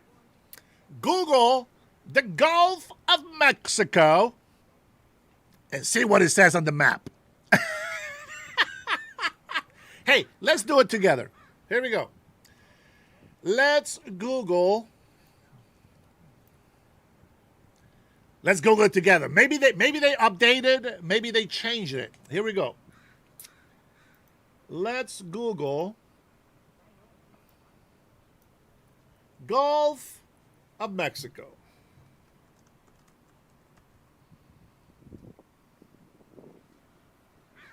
Maybe they updated and now it's called the Gulf of Mexico. Let's take a look. There we go. There is nothing. Here is the Gulf of Mexico. There you go, guys. Gulf of Mexico.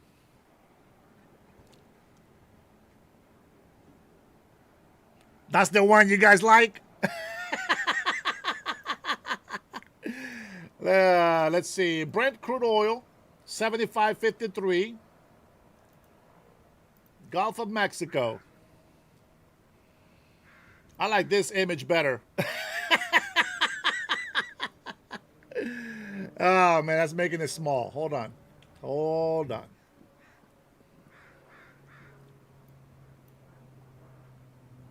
See, we still have the historic Gulf of Mexico. But there you go, my friends. Monterrey! Monterrey! Yeah, well, you know, just people like to say, oh, Dennis never has proof. He never shows the facts. Well, there you go, my friends. Yeah, I say that definitely says the Gulf of America. Mexico's right next to it. And let's go ahead and do some exploring here. As you can see, from here to here is Mexico. And you can see, without being retarded, that the majority of it's America, the United States of America. It only makes sense to be called the Gulf of America. I think that the way that it should work is like this. I think this part right here, from right here to here, this is the Gulf of Mexico right there, guys. You can still call that the Gulf of Mexico. That's not a problem. I don't have a problem with that. Right here to here, Gulf of Mexico. Okay? Go on and get your own hat. Get your own hat and call it the Gulf of Mexico right here. Now from here to here, all of this is the Gulf of America. You know what I'm saying? Oh, man. No 8647s in here, bro. No 8647. I love that right there. Boom. Gulf of America. Gulf of America. And I'm proud to be an American, where at least I know I'm free. Mexicans can't sing that. They're afraid of the cartels in Mexico. Ah, man, they just hate it when I prove them wrong. All right, if you put in 8647, it tells me that you don't want to be in this channel, so you will be hidden forever.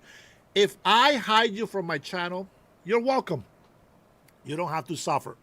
If I catch that 8647, I will ban you. And I will report you as a hate crime. Yeah, I don't like, I also don't like dumbasses who keep spamming my chat. And let's see, Paul, you keep dreaming about that name and just call it, you know, just call it the Gulf of Mexico. That's fine. We'll give this guy a break, 24-hour break. Joseph, thank you for stopping by. Anybody else? Anybody else? Gulf of America, let's go, baby. Anybody else? Joseph report all these hate crimes, guys. What's going on with Palestine now? What happened? Aren't you happy with Hamas killing your people? All right, speaking of, let's go ahead and get to our next subject. Iran. Ooh, I know you want this. I know you want this. Let's go ahead and start off by saying Iran is wrong with what they're doing. Now, when I mean Iran, I mean the Iranian regime of terrorists. You know, I heard an Iranian who survived Hezbollah, an oldest Hebrew Muslim terrorist organization. And he came and warned us. It's already happening in the UK, it's happening in Canada, it's happening here in the USA.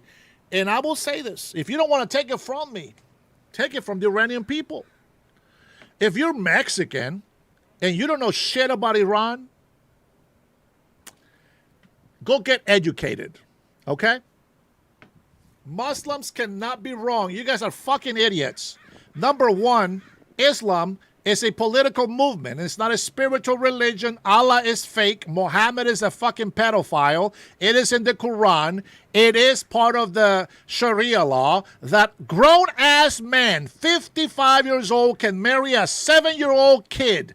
How the fuck can you support that pedophilia?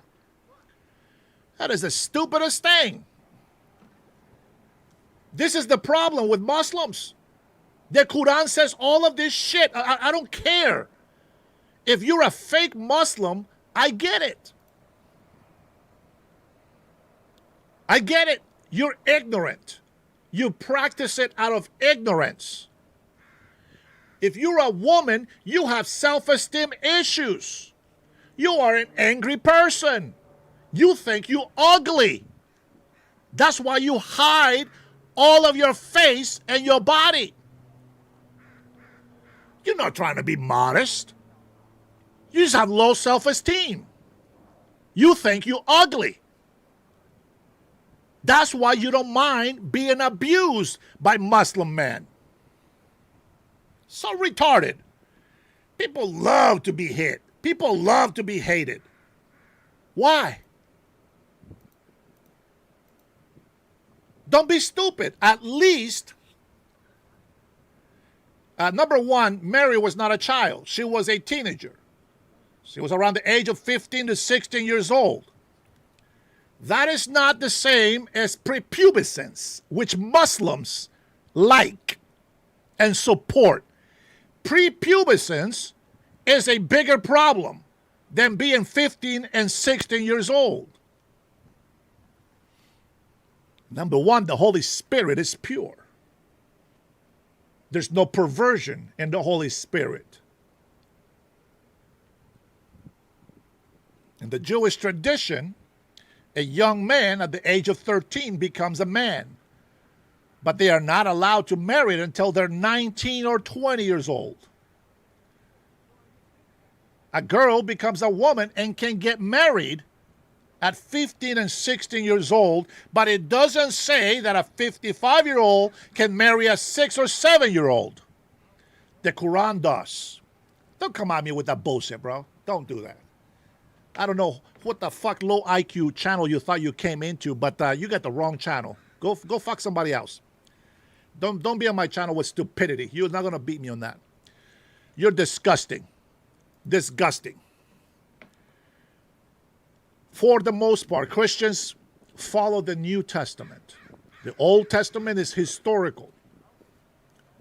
It teaches us a lot about the creation and laws and a lot of bad things that have happened because of the sin of man. Anyways, don't even come over here and fucking tell me that Muslims are better than Christians. You guys are fucking retarded. We don't beat our women just because I think she might be cheating on me. Just because my neighbor says, I think your wife is cheating or you want me too. Let's go beat them up. We don't do that. We don't do that. Anyways, why is Iran a bad actor? If you don't know, you should educate yourself and go do some research. Terrorist organizations like Hezbollah, very obvious. This is why Israel is attacking Lebanon. They're harboring Hezbollah. Hezbollah belongs to Iran, the Iranian regime, not the Iranian people. Again, we're talking about terrorist Muslims. There are infidel Muslims that are just ignorant. They think that being a Muslim is a good thing, and that's fine. You're ignorant, that's fine. But let me just educate you that you're supporting a terrorist group. Allah is not who you think it is. That's what they call the devil. They believe that. You know how I know? The Bible tells me that by their fruits you will recognize them. Go and watch everything the Quran says. And it's all diabolical. It is demonic. Their Allah is not Jehovah. Their Allah is the prince of evil, the prince of this world, the prince of sin. That is their God, the devil. Anyways, Iran supports Hezbollah. It supports Hamas, which you would think the Palestinians will be on our side, since Hamas is the one that's been killing and using Palestinians as pawns to promote terror. Then you have the Palestinian Islamic Jihad, another terrorist group. Stephan, you don't have to believe in Satan. You're going to hell regardless. You don't have to believe in that. The Houthis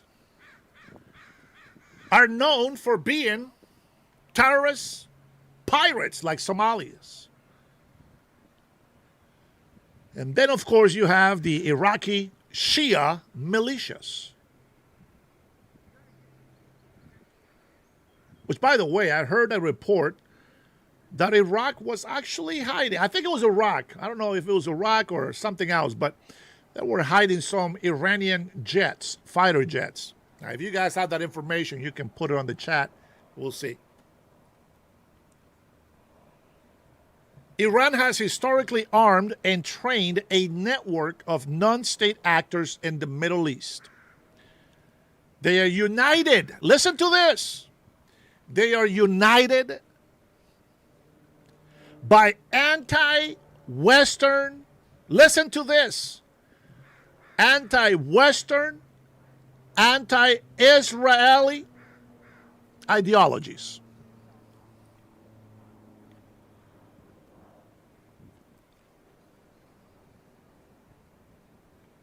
That's their movement. That is their political movement. Do you understand? What do Christians, what do we tell you? We tell you that God sent his only begotten Son to come and die for our sins so that we can repent and find salvation. We don't go around preaching to kill the gays. Christians don't go around saying, throw the gays off the top of the roofs of the houses. We don't do that. We don't say the gays, if you're homosexual, you should get 80 to 100 lashes. We don't say that.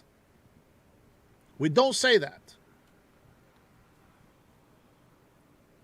We tell you to repent from your sins.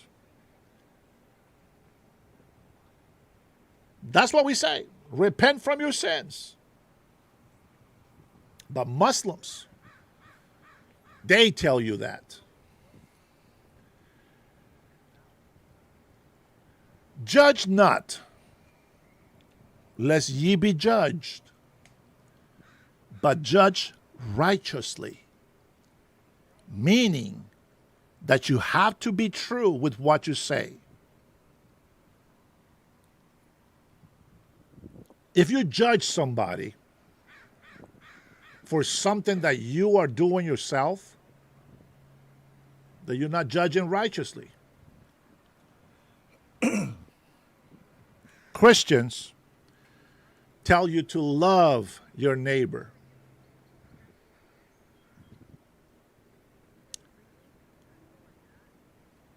It doesn't tell you that you're supposed to let them abuse you. You see, it's not all about religious belief. This is not a country with a Bible constitution. It's got Christian Judaism. It has Christian Judaism beliefs, things that come from the Ten Commandments, things that come from the Bible. We have a moral compass. That's God. But the laws of this country were not made to oppress the people. The laws of this country were made to maintain order. And everybody has the freedom of religion. But you don't have the freedom to use a religion to abolish our law, to break our law, and to abuse and change our Constitution.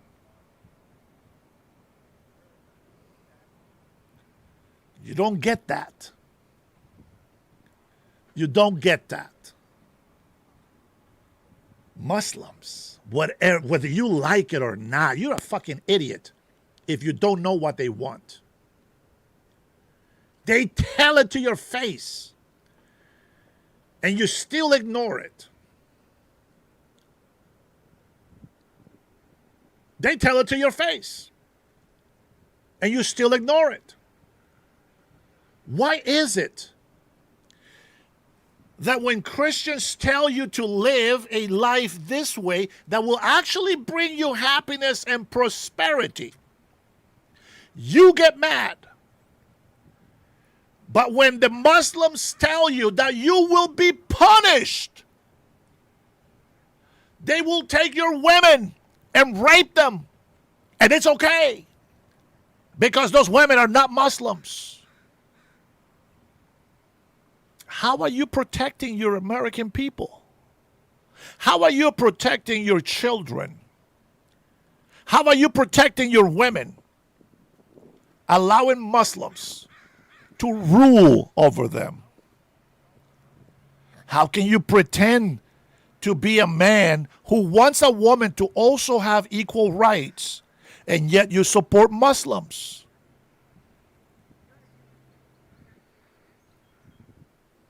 How can you call yourselves a Democrat supporting Muslims? Women are less than men.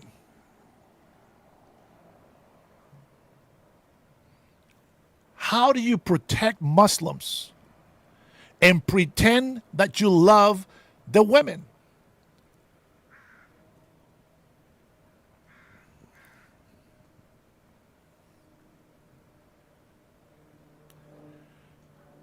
You retards will never learn. So, with that being said, China is one of the biggest customers for Iran. Now, I know that China and Russia are friends with Iran, even though Russia has been pretty quiet about it. Pretty quiet. China is the biggest customer for Iran. About 80% of the economy of Iran is because of China. Think about that. Think about that. Now, the one thing, you know, I don't like about Trump and what he is doing with this Iranian regime of terrorist Muslims. Let me break down again who we call terrorist Muslims. Again, there are other Muslims who they call themselves peaceful Muslims. Those this Iranian regime calls Muslim infidels. Okay, just so you know. I do like Muslims that are nice, but they are still ignorant. Ignorant means that they don't have the knowledge. They don't know why they are Muslims. They don't understand. That's what ignorant means. Just in case English is your second language.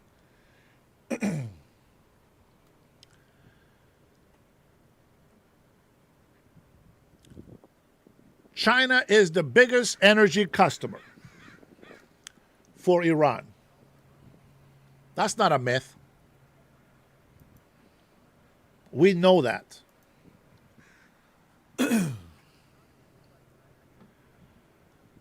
But Iran, and I already mentioned you, Iran supports the Houthis. Iran supports Hezbollah, Hamas, the Palestinian Islamic Jihad, and the Iraqi Shia militias. These are all terrorist groups. We can support that. You know what the difference is between Muslims, even though they're infidels, and Christians, real Christians? Because we have fake Christians as well. You will know fake Christians when you see gay people in leadership in the church. When you see gay people in the leadership in a Christian church, you know that Christian church is a fake Christian church. Now, we love people, but we don't love the sin. We fight against sin every day because we are weak in the flesh. That's what we do. We fight. My foul language is not going to send me to hell. Did you know that? The hypocrisy of those who judge me by foul language and yet support mutilating children and support abomination to God like homosexuality, LGBTQ, lawlessness, godlessness, you're going to have the nerves to judge my foul language? Now, fuck you very much for paying attention, you fucking retard hypocrites. Now, I love my neighbors. That's why I got to tell them the truth. If I didn't love them, I wouldn't give a shit about them.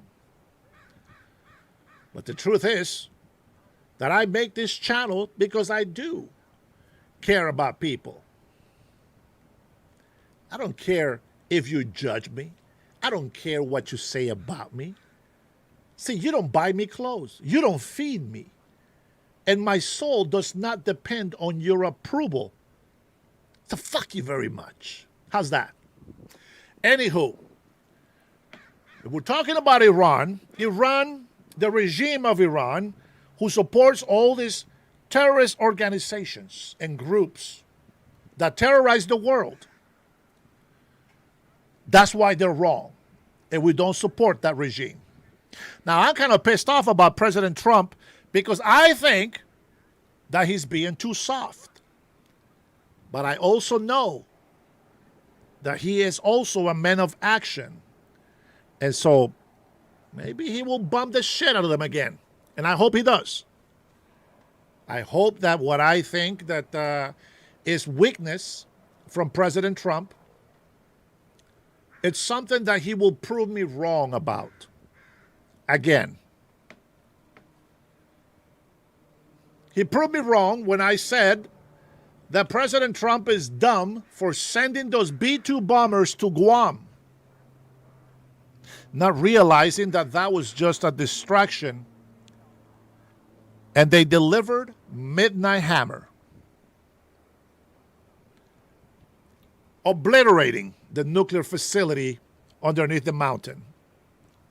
Now, that being said, it doesn't mean that they actually destroyed the uranium. I find it interesting that people don't understand. People on the left, they still believe that they didn't have uranium to make nuclear weapons. And yet, we see today that Iran says that they're going to get that uranium to make nuclear weapons. How the hell does the American people still don't see that? I don't, it doesn't make sense to me. Now, guys, if you are in my chat and you're an American citizen, you have to understand something. There is a lot of trolls. There's a lot of people that are not American. They're not even in this country. They go to chats like my channel, and they talk all this negative and all this trolling and this and that. Fuck them. We don't care about them. And I'm going to tell you something. I really do speak only to Americans. I realize that there are stupid Americans and there are smart Americans. I want smart Americans to be on my side, because we are the only ones that are going to fight for this country's future. Congressman Gill, one of my favorites, he thinks the way that I do. We want to live in an America that we recognize.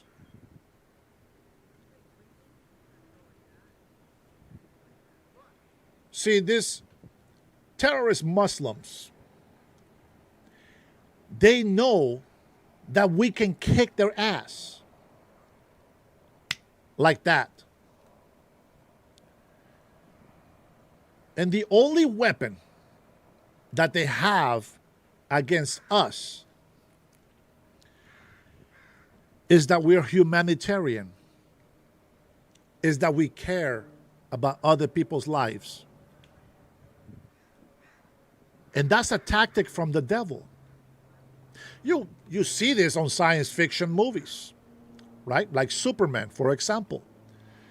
Every time Superman is battling against evil people, now this is just science fictional, but the message is still the same. They see how Superman struggles to fight them because he keeps protecting the innocent people. So they use the innocent people to try to beat up Superman. If you didn't know, Superman is really a face for the United States of America. And this evil Muslim terrorist is what they do.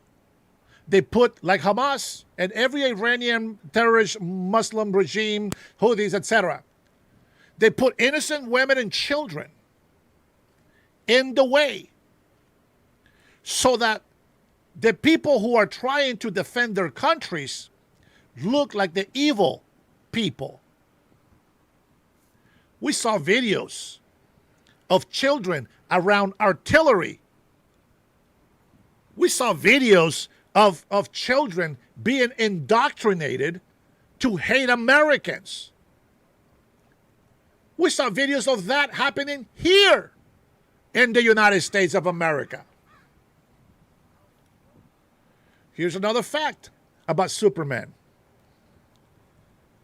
They switched the character and they gave Superman a vagina. If you haven't played, if you're a gamer, if you ever heard of DC DC Universe Online. Check it out. DC Universe Online. If you go to Metropolis and go to the statue of Superman, I know, pervertedly sounds like, look up from the feet and look up at the statue of Superman, you're going to find that they gave him a vagina. It's no joke. It's still there. Lois is the liberal woman. She is in charge. And Superman is a weak-ass man. He really is. As a matter of fact, I just watched Superman, which is actually a movie that I didn't want to watch because it looked stupid on the commercial, but I watched it anyway. At the end of the movie, I don't care if I'm spoiling it, at the end of the movie, Supergirl comes back for Krypto, the dog. As she leaves Superman's secret hideout, she calls him a bitch. Just saying. Now here's the thing. A lot of libtards, they live this way. I kid you not. You know, when I was like 5, 6 years old, I watched Superman. And I had dreams that I was flying like Superman. But not once did I think I'm going to throw myself off the roof and I'm going to fly. Not once. Not once. I always climb all the way to the top of my gigantic mango trees. I was so skinny, I wouldn't break a branch. But I would just sit there and the wind will just swing me. I love that. But then I heard stories that in New York, teenagers would jump off the building.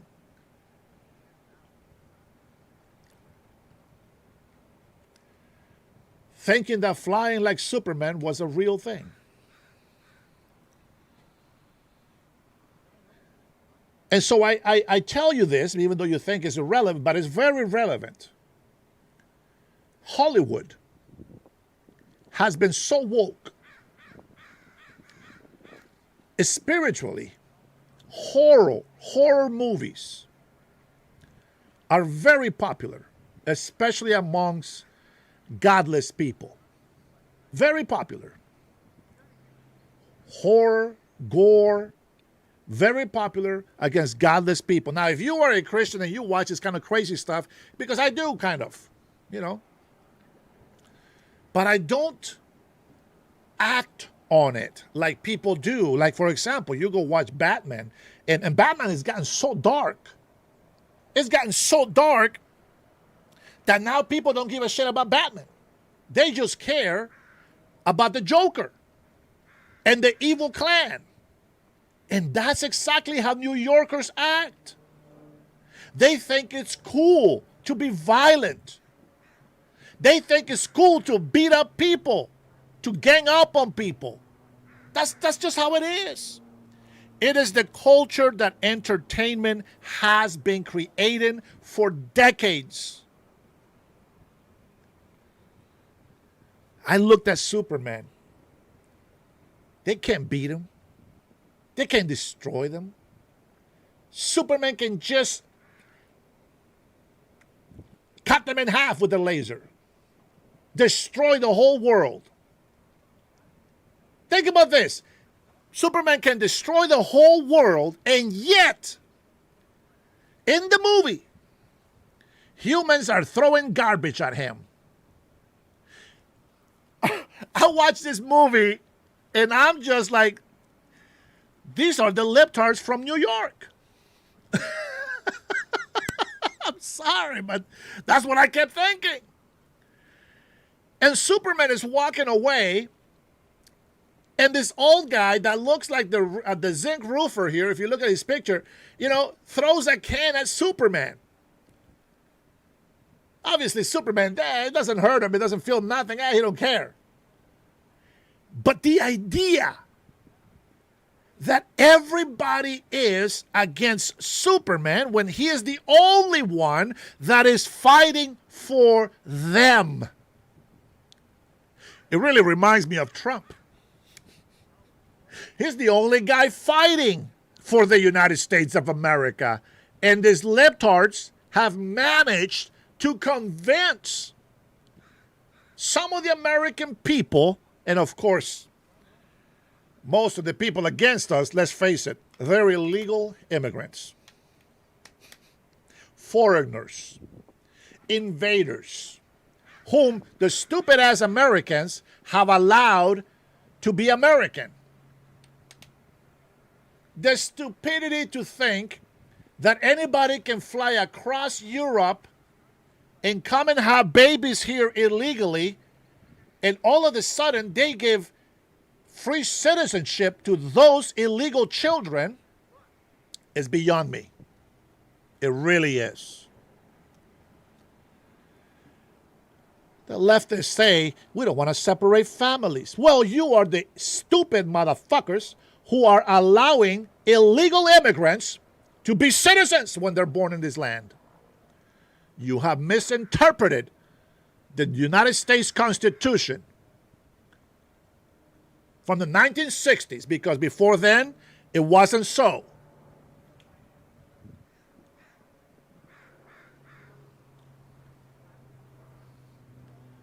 Find that very interesting, don't you?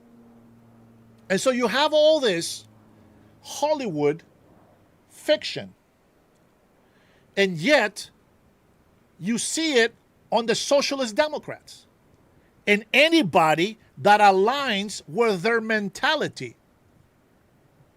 Hollywood.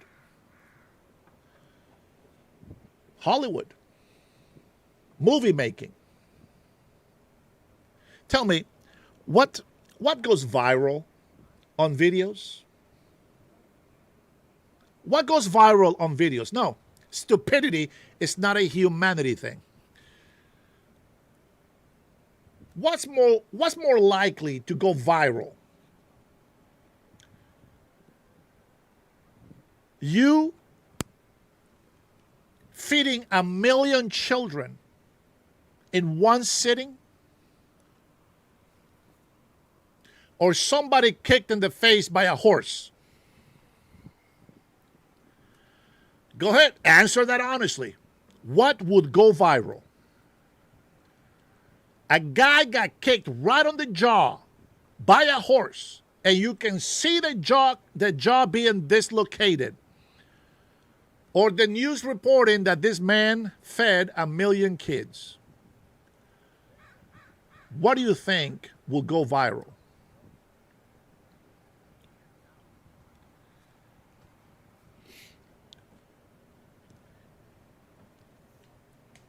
James, let me give you some advice. Take it or leave it, doesn't matter. If you don't believe in Jesus Christ, if you don't repent from your sins, if you don't accept him as your Lord and Savior, you will never go to heaven. You have to believe, right? Here's the thing. If you believe in God, but you decide that you want to live a sinful life on purpose, you're going to hell. But if you don't believe in God or in Satan or in hell, you are still going to hell. So with that in mind, I tell you the same thing. If you vote for Republicans, we want to cut taxes. We want people to have the freedom to pursuit of happiness. Build wealth. Keep it. Grow. Secure the future of your children. You are free to do all these things. You will have a secure border. You don't have to worry about somebody mutilating your children to be something that they're not. Vote Republican. Now, if you know that Republicans have great policies, which is what I told you right now, and you still decide to vote for Democrats, it is your fault that Democrats are destroying our cities and states. But if you don't believe the Republicans are good or the Democrats are good, and you decide not to vote, you're still a damn libtard.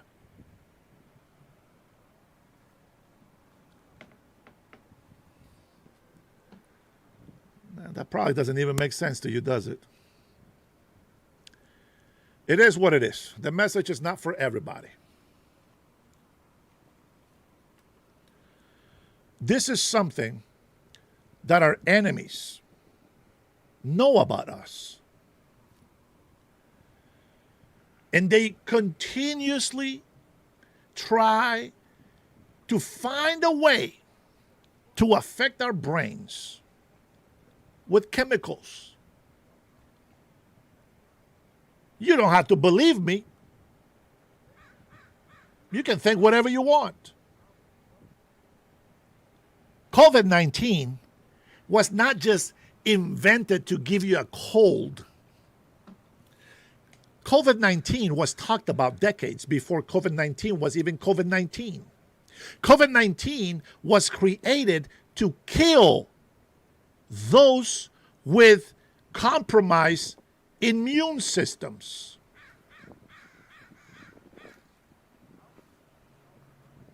China was aware of it. That's why Trump called it the Chinese virus. Plastics also affect our brains. There's all kinds of stuff. Age sometimes affects our brains. Some people have genes.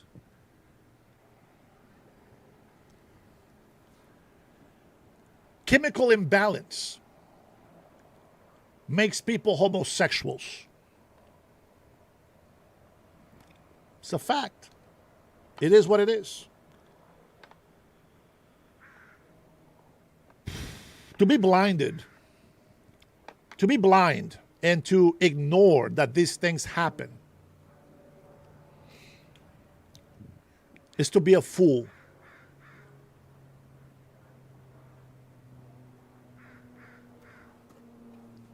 Iran has no way to win against the United States of America. Look it up. I don't make it up. Look it up. Iran has no chance of beating the United States of America.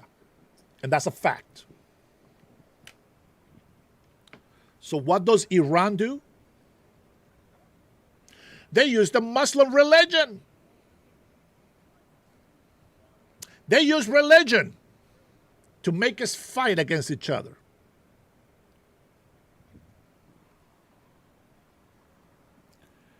But we're no fools.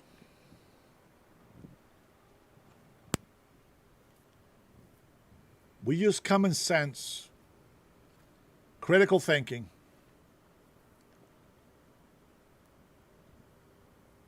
We think outside the box. Look it up. Don't believe me. Everything that I tell you, look it up. Do your own research. If you think I'm lying, that's on you.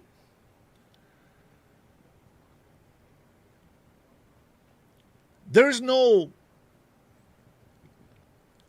mystery that China has been trying to find ways to get rid of our population.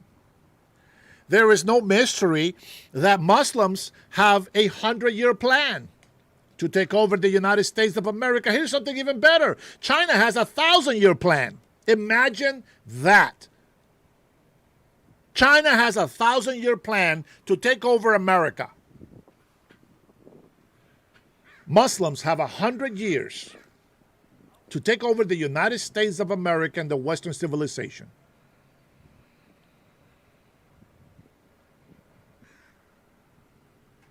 I've said it many months ago when I started doing my live, when I started doing this little podcast. And I tried to make this video, and I said the way that these Muslims that are enemies are going to destroy us, first of all, they're going to use illegal immigration, and they're going to make the American people feel bad for those illegal immigrants being deported.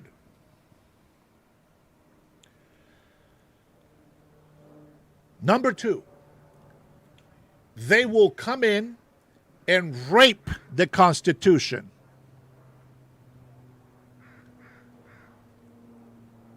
And they will make babies in this country, which we call anchor babies. They will become American citizens because of the stupidity of some Americans on the left wing have allowed it to be so. But they will not be citizens to love this country. They will be citizens to love the country of their parents. China has been abusing this. They got hundreds of thousands of Americans who are actually Chinese. They don't care about the United States of America. They don't care about you, American people. Number three, they will invade us with Muslim religion.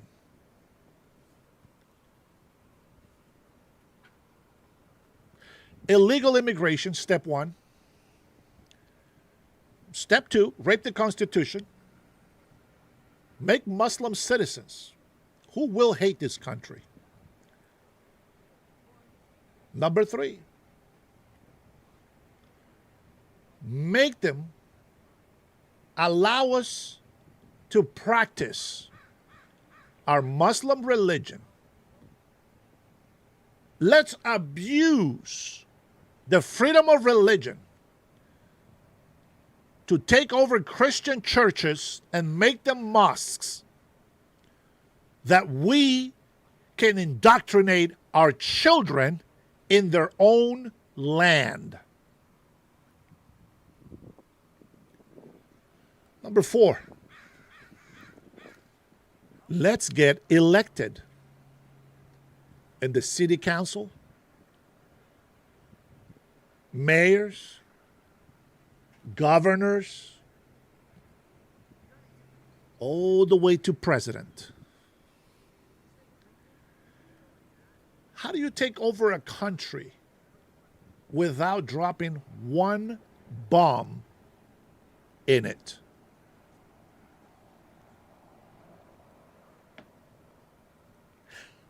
I bet that you don't even know how China became so big.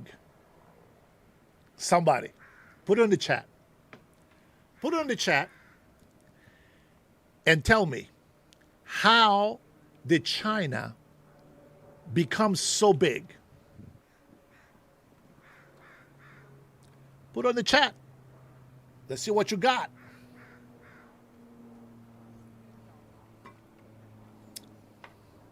I'll give you a few seconds. I know there's a little, no, not technology, but thanks for participating, Nick. I appreciate it. Not technology. No, the Christian church is not becoming Muslims. They're taking over the Christian temples and building mosques where the Christian temples were.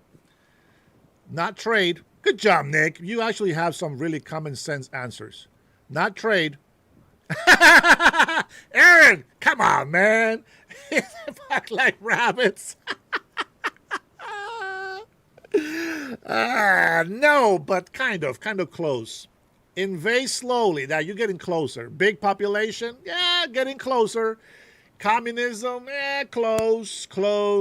Come on, guys. Give me more context. How did China become so big?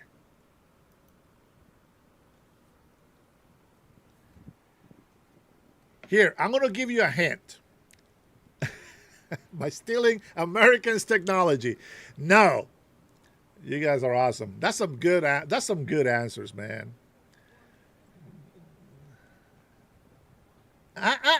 Tanya, it has a lot to do with votes. All right, I'm going to tell you, okay? I don't want to make you suffer too much. You guys were all kind of on the right place. China, the small China before it became big, they could not defeat their neighboring countries. So what they did is exactly what I just told you that Muslims are doing to our country. They multiplied, which just yeah, they multiplied like rabbits. I got you, Aaron. I got you. They did. But what they did was that they had all of those Chinese go into other territories around China. And they overwhelmed them in numbers. And because these countries had a democracy, means a voting system, all of the Chinese voted to become China. Isn't that crazy? That's crazy, ain't it? Yeah. And guess what? That same system is what Muslims are using today. Little by little, they're invading our country. You see, we have a great relationship with Mexico and Canada. So what do you think? What do you think Muslims want to do with Canadians and Mexicans? What do you think? What do you think you will do? Think about it. I don't have to be a genius. Let's say I am going to invade. I want to take over the United States of America. What do we know? We know that Americans are gullible. Americans are humanitarian. The Constitution has been misinterpreted by libtards. And I know that there is two parties that hate each other. Americans don't think like Americans.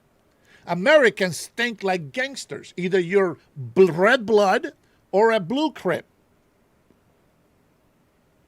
They think like a gang mentality. That's why I hate parties. But if I was to take over the United States of America, first of all, Genghis Khan that's how he lost it. Genghis Khan lost because he allowed freedom of religion. Fact. I would bring all my people here, make them citizens. 100-year plan. There's a reason for that. It takes years to become an American citizen, and it takes years for those children that will be born to be old enough to vote in the elections of such said country. Now, I will introduce my religion as a religion of peace. We're going to stay under radar for a while. And then I'm going to get my people, our children, to get into government. We are going to use activism to confuse the American citizens. This is how I would take over if I was a Muslim. This is how I would take over the United States of America. We will attack Israel because they will have to defend themselves. But when they do, we're going to put children and women in those locations. And then we're going to get the media in here. And we're going to tell them, look what they did. They killed hundreds, maybe thousands of innocent children and women. And the media is going to bring that to the United States of America. And the United States of America will be, oh my God, they killed innocent children and women. Guess what? Muslim terrorists don't give a shit about children. They strap bombs on them. and send them out in the name of Allah. Let that sink in for a second. Please tell me that you want proof. Show me. How would you stop me? If that was my plan, how would you stop me? When all you can do is fight the very people who want to protect your nation, your country. How would you stop me? You can't.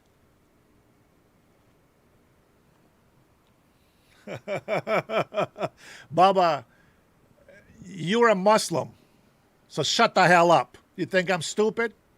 I'm not stupid. You're an ignorant fool because you are a Muslim. Americans, I'm telling you, man, these people hate me because I know what they're doing.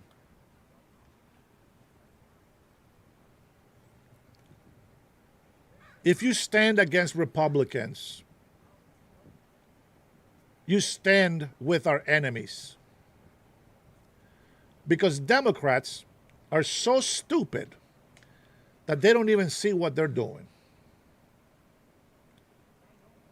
Maybe they think that they're doing a good thing, but they're not. I'm going to give them the benefit of doubt and say they just don't know what they're doing. Let me show you a report. Let me show you a report. Remember how I mentioned Elon Musk was a trillionaire? Well, this is what Kana said about Elon Musk. Now, there's a little bit more into this thing here, but I want to listen to this with you. I feel that after I didn't have a live yesterday, I owe you a little bit more, okay? So I want you to listen to this report from one of my favorite news stations, Fox. Let's take a listen to see how these corrupted Democrat socialist politicians think. Listen to this. If you are an American, if you're not an American, I get it. You know, you're a fucking moron. But if you are an American, let's take a listen to this and let's see what we can come up with. Joining us now, Fox News contributor and former Utah Congressman Jason Chaffetz and pollster and strategic communications expert Lee Carter. Jason, you ran oversight. You know the boondoggle, we've talked about it, that was USAID. And to suggest that basically busting corruption, and there were people charged criminally with bribery and fraud, that busting that starves what 4.5 million children is just, well, deserves to get sued over. Yeah, Congressman Kana is not protected under this speech and debate clause as if he were speaking on the floor. He's doing an interview like that. He runs the risk, even though Elon Musk is clearly a public figure, to suggest that thousands upon thousands of people died and that it was murder is just, it pales beyond comparison. And there's pretty much an endless funnel of legal fees that he could bury the congressman under. And in this case, I think it's warranted because there is nothing to suggest in our Constitution or in anything else that there is a legal obligation to continue to fund these countries with USAID and to do the type of yeoman's oversight work and get in there and see the fraud that was going on under USAID and others. Now, for those morons that come over here and says that that's fake news from Fox, shut the hell up and listen. This is your own fucking socialist Democrat speaking, not Fox. Fox doesn't speak against them. Listen for yourself, you fucking ignorant fools. You look at the damn reflective pool and you still talk shit that it looks worse than what it was before. Shut the hell up and pay attention. I mean, we should be doing more Doge, not less Doge, and the congressman is totally wrong. Lee, the trillionaire and the billionaires of America have been getting a lot of heat lately from the left. And I kind of see this as Elon Musk saying, wait a sec, we're not going to just take this. We're going to fight back. If these guys are going to say crazy things, then we're going to take them to court and they're going to answer for it. Do you think that's a smart move with voters who are trying to decide what they think about wealth in America and the wealth divide and all these issues that the left want to bring up? Well, I think it is time that people fight back with some of this useless rhetoric. Words are weapons, and you say things like, he's responsible for the deaths of 4.5 million children. That creates an environment that's really, really more hostile, where people feel that violence is justified. And you look at the polling, when you look at all of the things that have happened and how people view the ultra wealthy, the successful, the CEOs, 40% of young people will look at it and say it's okay to perform an act of violence against someone you disagree with. And this is the kind of thing that leads to that. So there has to be a stop to it. And I think that Elon Musk is right to push back. There's always been these sort of ebbs and flows. We sort of let people walk all over us until we don't. And I think he's smart to point this out. I think it's the right strategy for sure. I'm going to shut up because I'm going to curse, because that's just so insane. Moving on. Tomorrow's primary races, speaking of insane, in New York present a major... Okay, so before we move forward,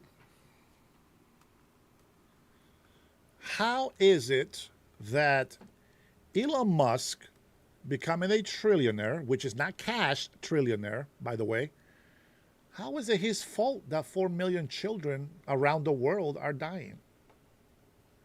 How is that his fault?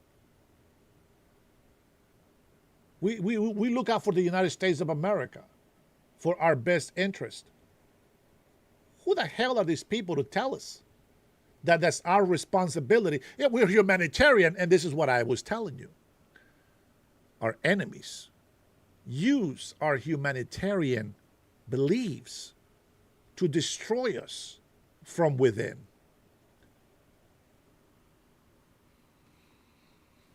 Who left the astronauts stuck in space, if not the Democrats? Who rescued them? Elon Musk. And you might think, why has Elon Musk become a trillionaire? Well, let me tell you why. Before this, NASA was sending rockets, and they still do, sending rockets. And billions of dollars destroyed, one-time use, to deliver a satellite in orbit. Elon Musk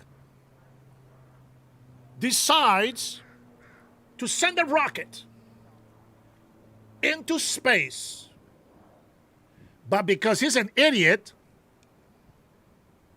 the guy's a loony, he's crazy, he has this crazy idea that he can recycle that rocket.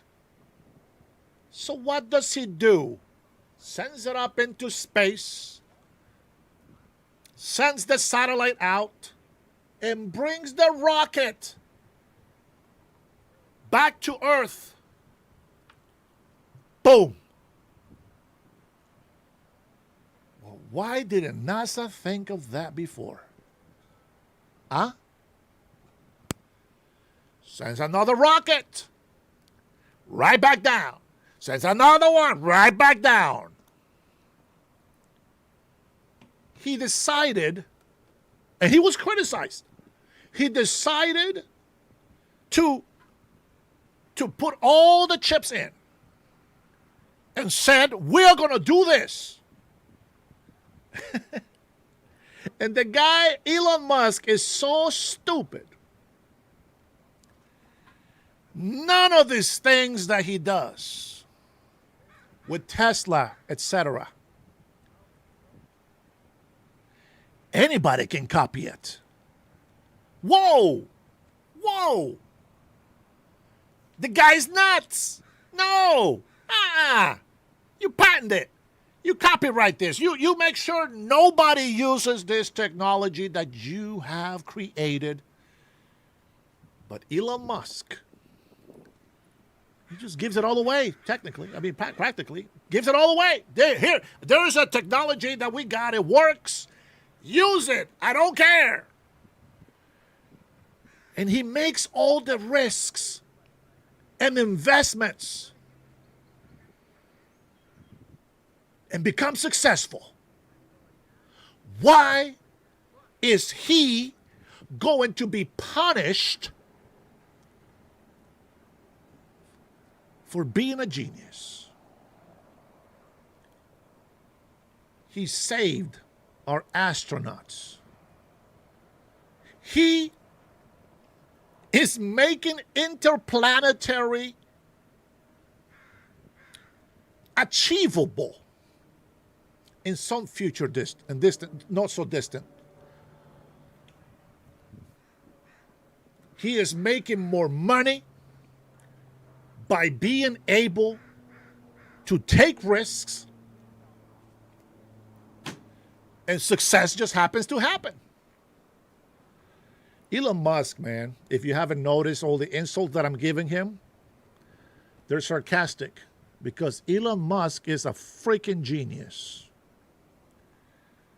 All the people that stuck with Elon Musk during these hard times, hard criticism from the leftist media and everybody that hates Muslim for his success, all of those people that stuck with him are now millionaires. Can you believe that? Can you believe that? Now, I will tell you, probably most of them won't stay rich for a long time. It takes wisdom to be able to manage a budget, to make that continue to grow. Wealth doesn't build itself. It takes somebody responsible, somebody that has critical thinking, common sense, that is a risk taker, that can make investments. It takes somebody to make money. That is capitalism at its best. Socialism, on the other hand, all they can do is take the money that you have already created. Let that sink in. Let it marinate for a little bit. We already know we have an unaffordability problem. For some reason, the libtards think that a massive illegal immigration invasion, that's what I will call it, has nothing to do with affordability. No, the more people come into this country, the more money that we make. No, we don't, you fucking idiots.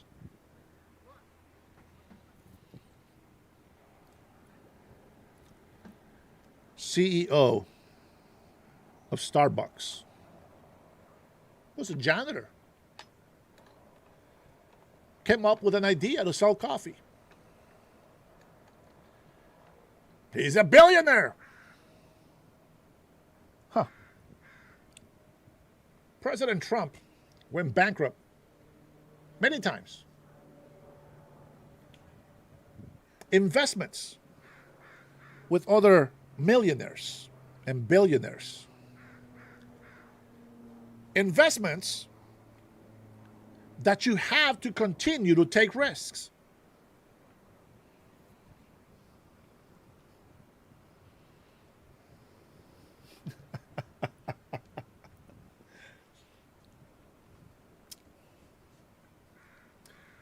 Don't hate.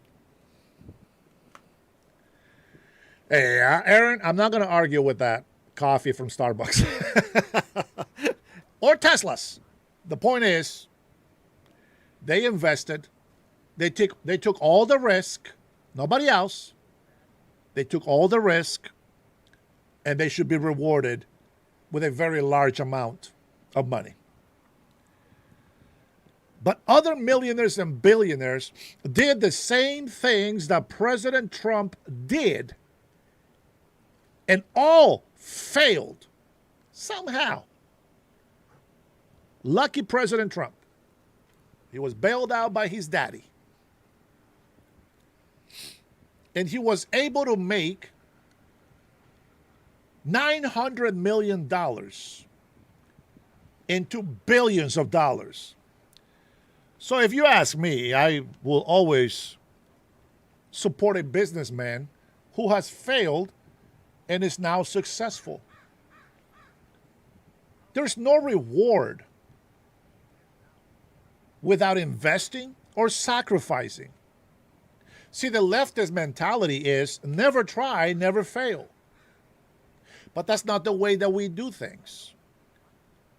We got to try so that we don't have to live the rest of our lives wondering, if I would have done that, I could have done that, I should have done that, there will be no question about it. The leftist mentality, never try, never fail.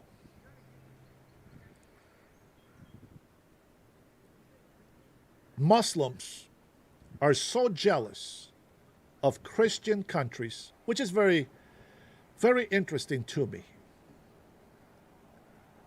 It's very interesting that a group of people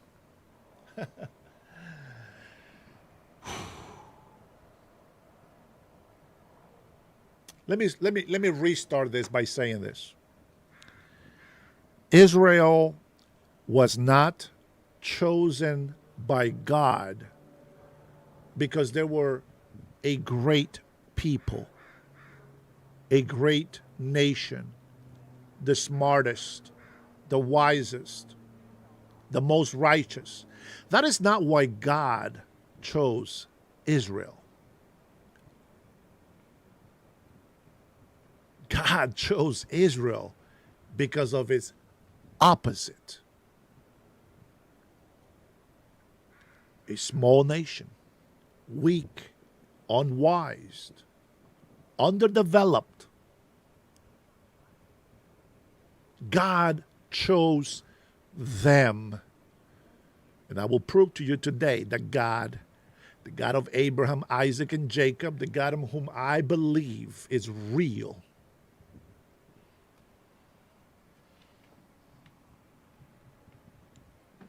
A population of millions has been defending itself against billions. Do you understand?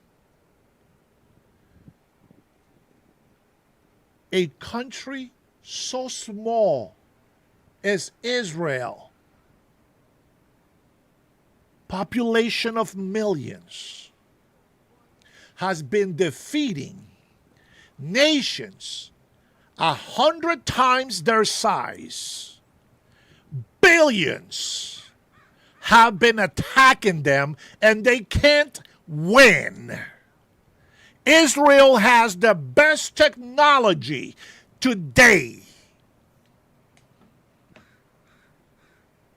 That is a mighty, powerful God that we have. And because we put the trust in the same God of Abraham, Isaac, and Jacob, the United States of America, whether you're retards, atheists, hateful Muslims, Buddhists, and all these other fake religions want to believe, accept it or not, it doesn't matter. This country is the greatest country in the world with the greatest military in the whole earth, because God is in this nation. And that's why Russia can't do shit, Canada can't do shit, Mexico can't do shit, Russia can't do shit. Nobody can touch the United States of America because of God, the God of the Bible, the God of Abraham, Isaac, and Jacob, the same God who picked Israel and built it up from the ground up. Until this day, we still prove that the God of Abraham is the only real true God, and the Muslims who serve a fake God like to go into Christian nations because the Christian nations are potent, they're powerful, they're prosperous, they are looking good and great, and Muslims have sand and black gold. It's all they have. And all they want to do is to take over Western civilization, Christian nations, because their fake ass God can't do it. He doesn't exist.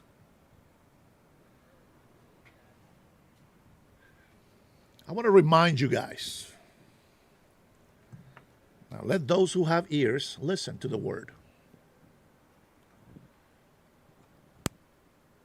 There is a prophecy in Revelations that says that a small, young nation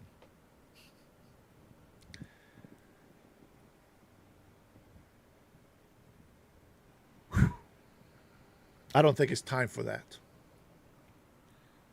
I don't think it's time for that. Let me just tell you this. The United States of America, we're probably one of the youngest countries. 250 years. 250 years old. By the way, thank you, America, for giving me the privilege to be a migrant, for giving me permission to come to this country, and for rewarding me with citizenship because I follow the law of the United States of America.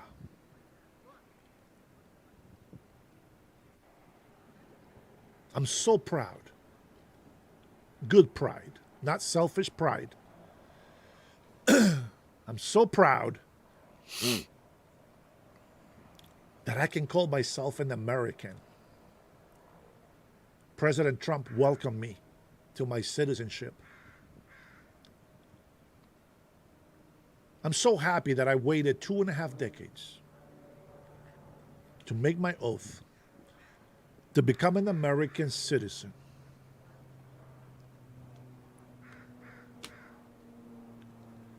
You have to understand something. Whether Trump is the guy that I like or don't like, it is irrelevant. I made my oath to the United States of America for better or for worse.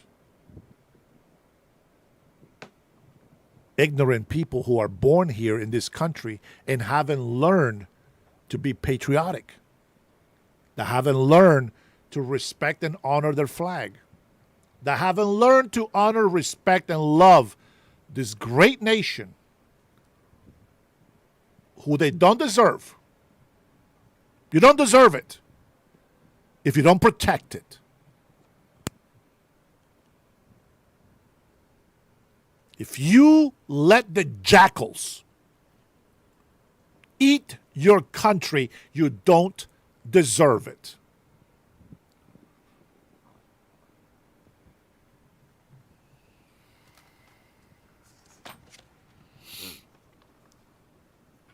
You know, in this country,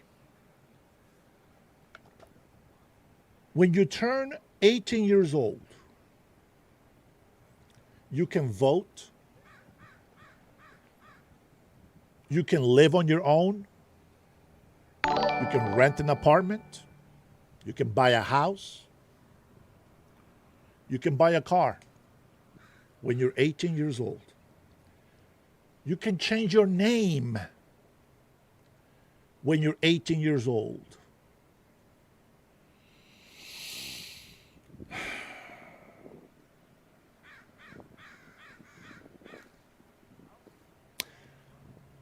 I think that we should amend the Constitution. And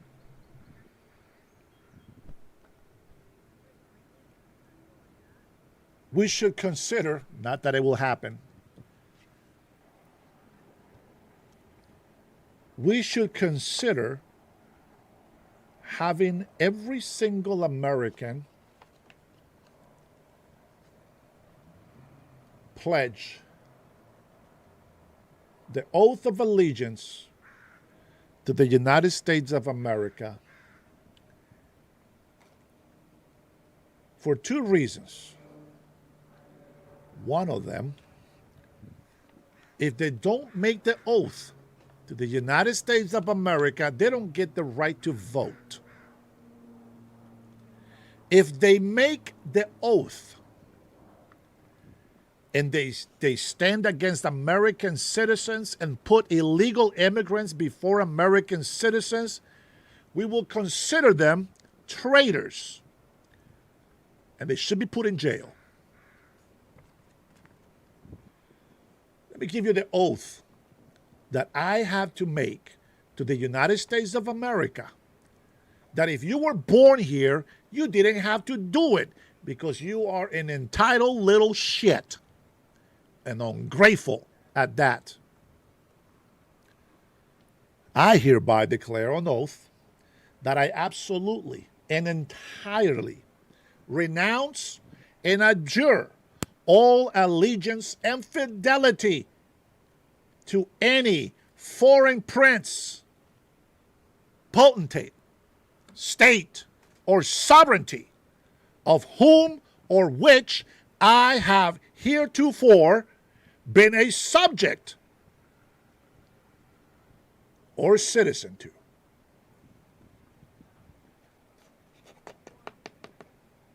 So before somebody tells me that I'm a traitor to my people, you can call it what you will. But I make my Honduran people very proud that I did not break the law, that I represented Hondurans with education and respect for the law. Never betrayed my country, but have adopted a second nation, and my oath to defend it belongs to this nation. I will always love the country where I come from, and the people will always be my people. But the United States of America is my country. It is my nation. That's why I love it so much.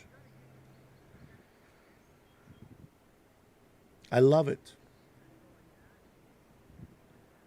There's a special kind of love that you will never experience. I wish that you can feel my heart. I wish that you can live inside my head just for a little bit, just 5 minutes, so that you can experience how much I love this country. Not because I deserve it, the opposite, because maybe I don't deserve it.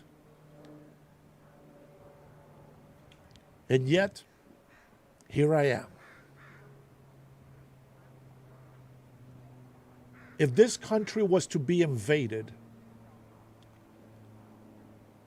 I wouldn't say that I'm going to die for libtards. But I would die for all Americans who love this country, who love this nation, who love this people. The libtards, they just get rewarded for being entitled little shits. It is what it is. That's what it means to be Christian. That's what that means. The United States of America, it's a country that I love so much. It is the land of my children. I remember the United States of America 3 decades ago. Almost 4. It was great. Immigration law was enforced. Not perfect. It will never be perfect.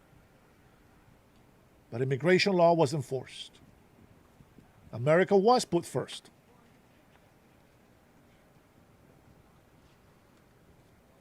So how do we make America great again? It's a question that a lot of people have in their minds, and they said, you're just a MAGA guy, but you don't understand what that means. Well, make America great again. It does mean something.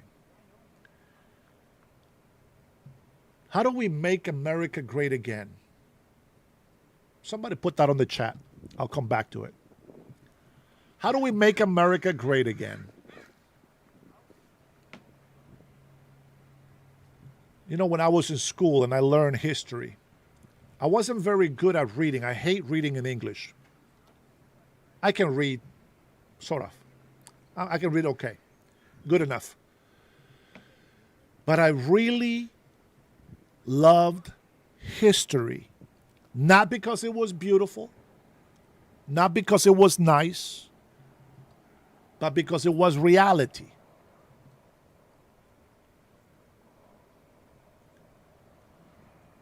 And I found that the history throughout the Americas is the same.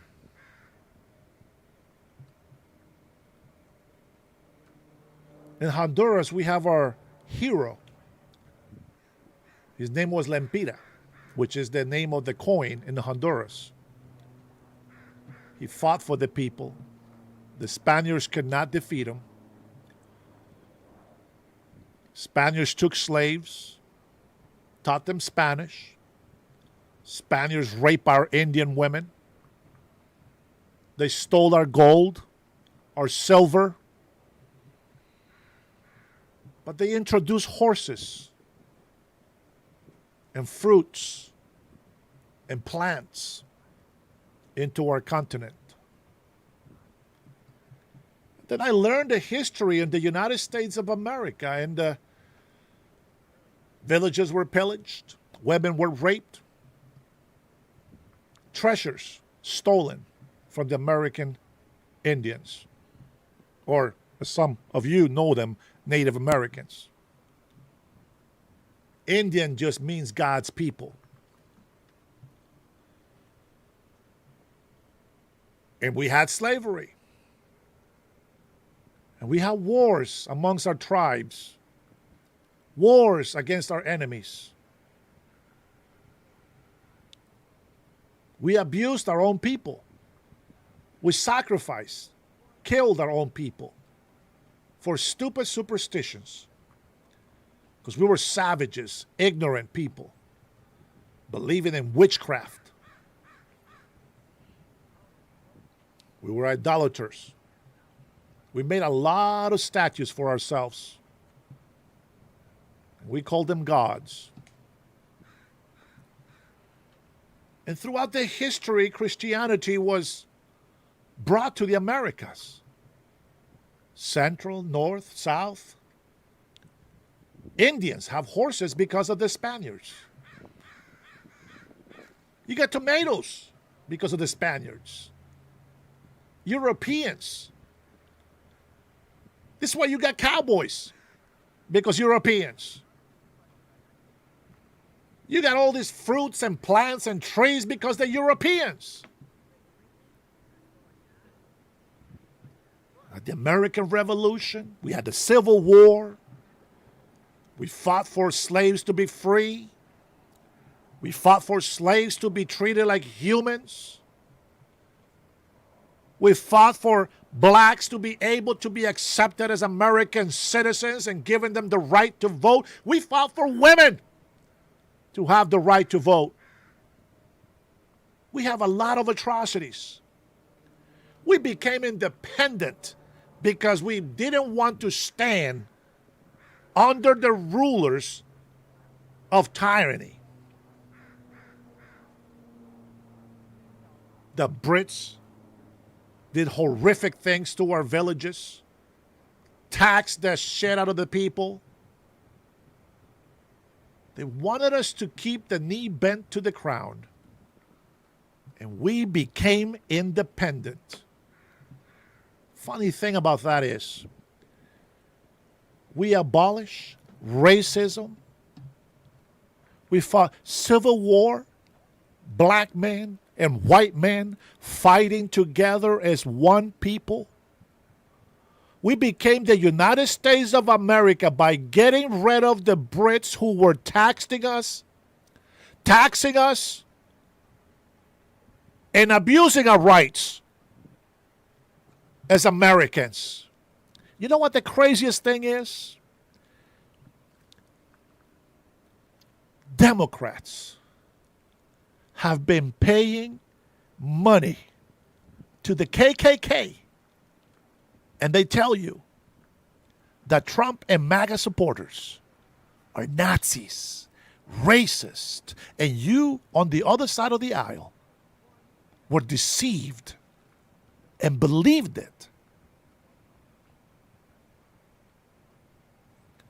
Democrats are the only party who is doing all of the things that this America has been fighting against throughout history.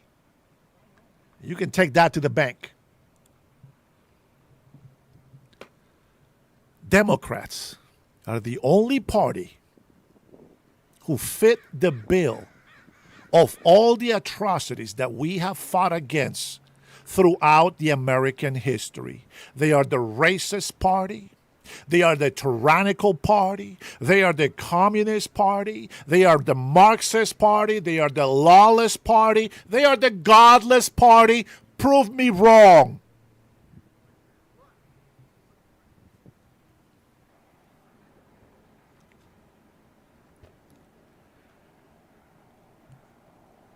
Throughout history,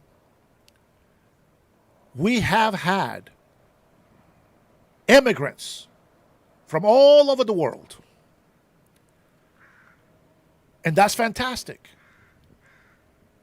That does not mean that today we are going to support all of a sudden illegal immigration.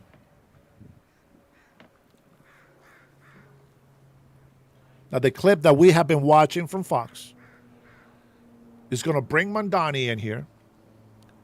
And one of the things that New York and Seattle have in common is the incompetence and stupidity of leadership and those who vote for it. They have put aside the American people and have with open arms accepted illegal immigrants. Think about that. Think about your parents hating you, putting you aside, ignoring you, neglecting you, not giving you the attention that you need. And they go and grab your neighbor's kids, and they give them love, and they give the neighbor's kids attention, and they actually take care of them. Imagine that. That is what Democrats are doing to this country today. Another thing that New York and Seattle have in common, they both have socialist communist mayors. Only those who are illegal or are making money out of playing the victim card in government support these morons. Let's go ahead and finish the clip. See what Mandani is talking about and who agrees with him. Major test for New York City Mayor Zoran Mandani as he aims to push a new wave of socialist candidates into Congress. With a fascist in the White House, with a climate denier in the White House, we are sending people to we need to send people to Congress in this moment who will stand up against the war machine, who will take on the billionaires. I've been very clear that I think all deportation is wrong on principle. It is a form of punishment that only people who were not born in this country are subjected to, and that is inherently something that creates inequality in our society. That fascists in the White House. We've got rogue ICE agents in our streets, and we got billionaires trying to buy our elections.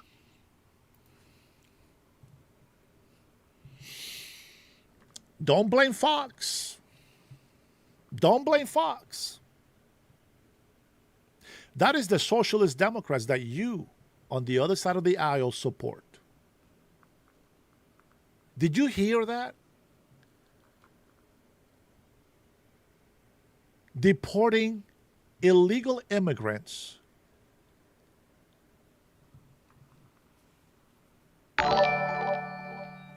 American citizens.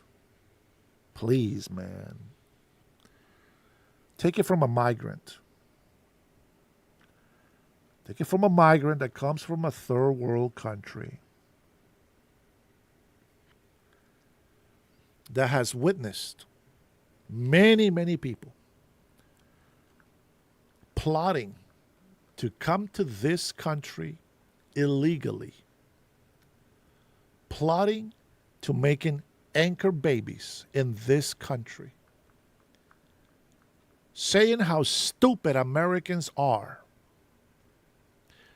that all we got to do is cross that border, legally or illegally, and just make children, and they will become American anchors.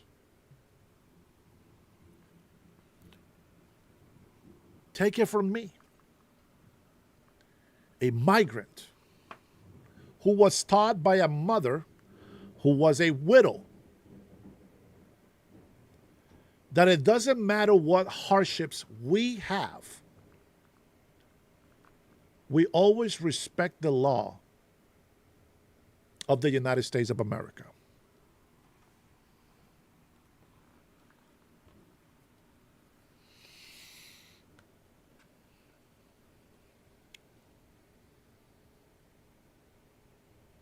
If you don't fight for your country,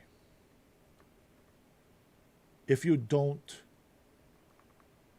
defend the Constitution for what it is, not for what the libtards tell you that it is, that is anti-American, un-American. Hating somebody because they have more than what you have is the stupidest argument I have ever heard of.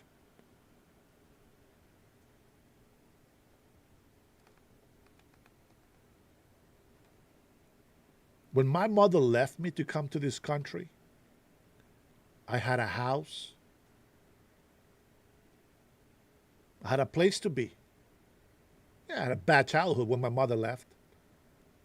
But I had a place to be, house, one way or another, even though I had hungry weeks, not days, weeks, when I did have food, when I did have money in my pocket to buy a soda or whatever.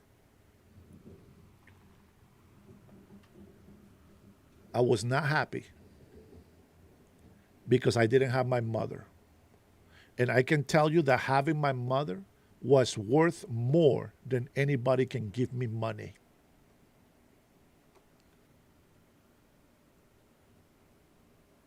Take it from a migrant that came to this country. I'm going to block you if you keep doing that. Matter of fact, you're gone.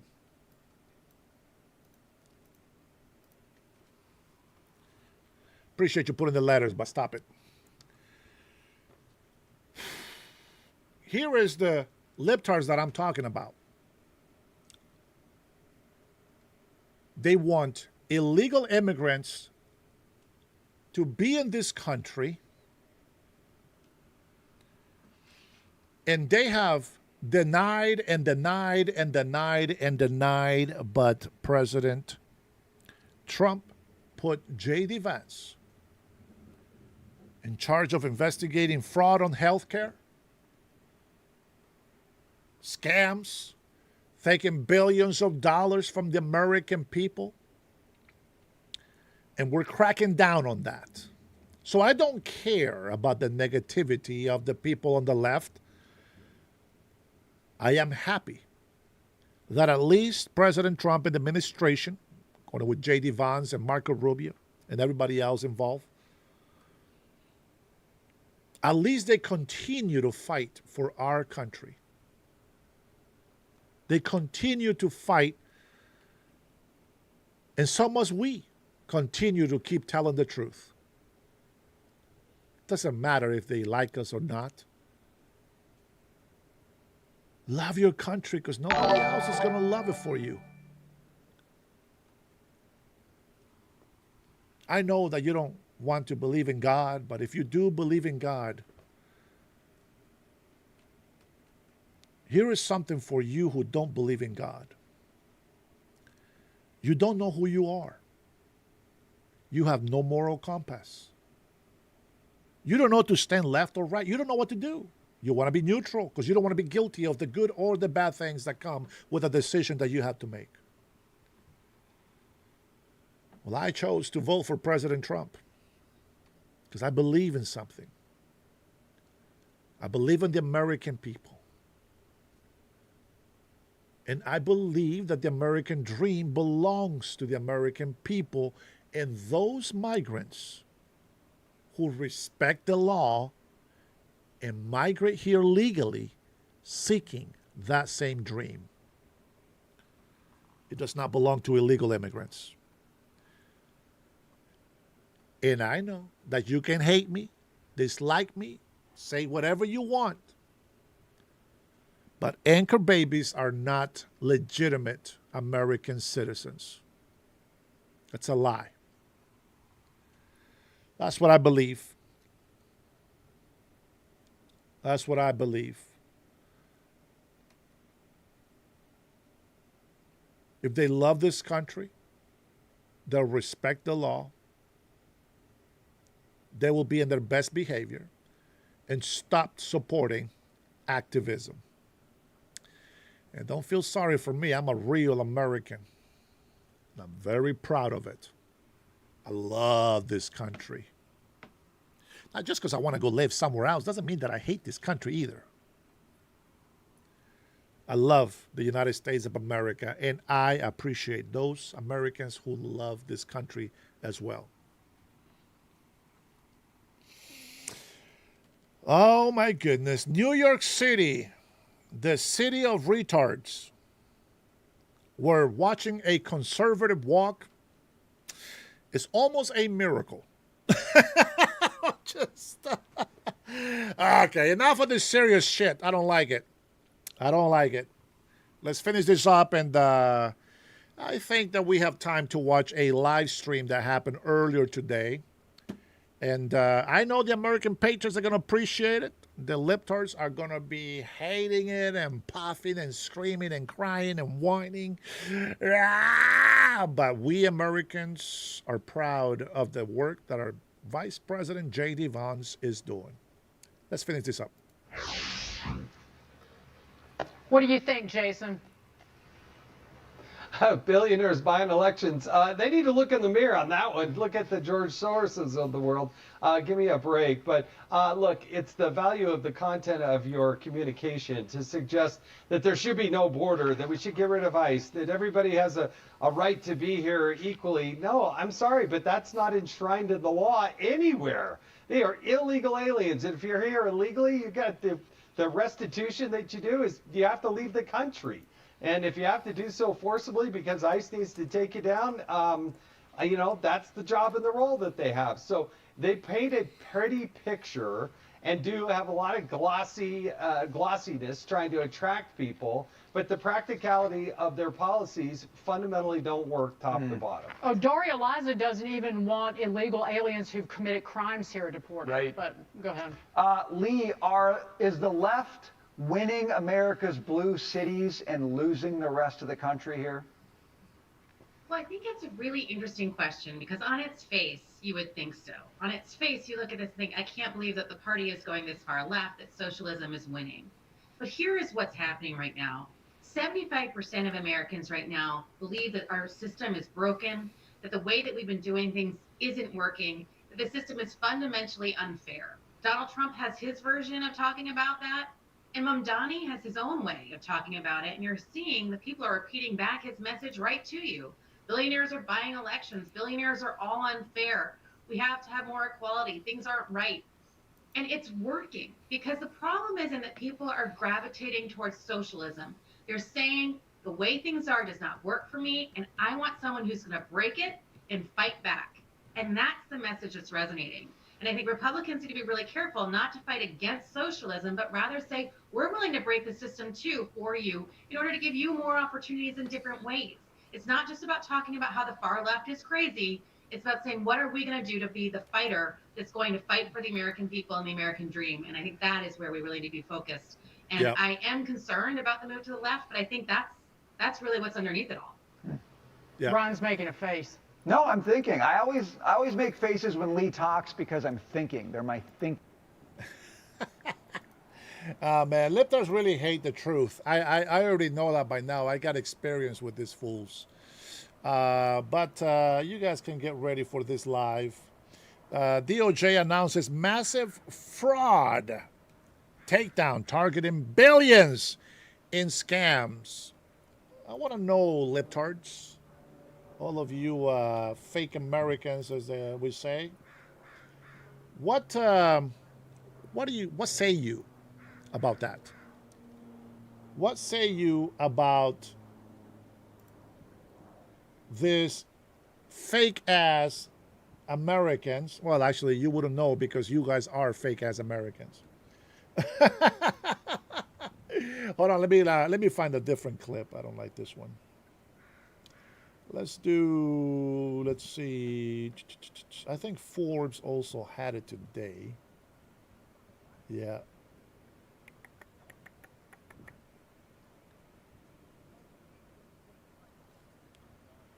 Nope. Let's go to Foxo for this. After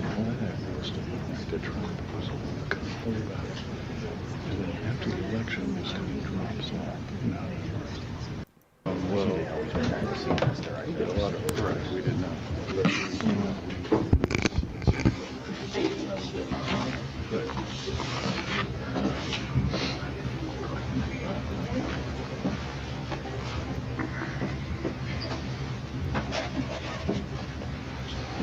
Good morning, everybody. Today we are here to announce the results of the 2026 National Healthcare Fraud Takedown. This announcement marks the greatest combined federal and state effort in combating healthcare fraud in history. Thanks to the leadership of President Trump and the Vice President and all those folks standing behind me and next to me, we are more united than ever before. This team is working tirelessly to take down fraudsters who steal from taxpayer-funded programs and prey on vulnerable Americans. When we talk about the team that's working on these cases, I want to give some context around that. There are 9 healthcare fraud strike forces that have been part of this effort, 57 U.S. attorneys' offices, 41 state attorney general's offices, not red states, not blue states, but both working together with the federal government. Multiple law enforcement agencies, including inspector generals, some of the agencies that are here with me on this stage. That's what we talk about when we say this is an all-government approach to combating fraud. It's not just the Department of Justice, it's not just HHS, it's all government, including working with our state and local partners. Today we are announcing federal and state charges, all of which were charged or unsealed at some point over the past 2 weeks, the past 14 days, coordinated nationwide action. Since June 8th, we've charged 455 defendants across 56, like I said a minute ago, U.S. attorneys' offices, and 45 U.S. states and territories. As alleged in the various indictments, these individuals participated in healthcare fraud schemes involving over $6.5 billion in false claims submitted to Medicare, Medicaid, and other healthcare programs. The team around me will get into more specifics, but here are a few points that stand out. In one indictment, we're bringing charges against a corporate executive in Arizona in connection to over a $1 billion fraud involving unnecessary wound grafts. This alleged scheme costs Medicare over $1 million per patient. In total, our indictment charges 11 defendants for over $2 billion in fraudulent claims in connection to alleged wound care schemes. The indictment also alleges that these individuals then used the taxpayer money to bankroll multi-million-dollar homes, luxury vehicles like a $135,000 Maserati, jewelry like an $865,000 Bulgari necklace, and to top it all off, to fund the construction of a $4.6 million hotel at a beach resort in the Philippines. We're taking back the money, the luxury cars, the jewelry, and these alleged fraudsters will face justice. The coordinated actions of the past 2 weeks have resulted in over $182 million in cash and other assets seized, making clear our healthcare fraud enforcement efforts generate a significant return on investment for our taxpayers. In terms of Medicaid fraud, we're able to announce today the creation of the West Coast Strike Force and the deployment of additional prosecutors, allowing us to bring charges against a record-setting 295 defendants.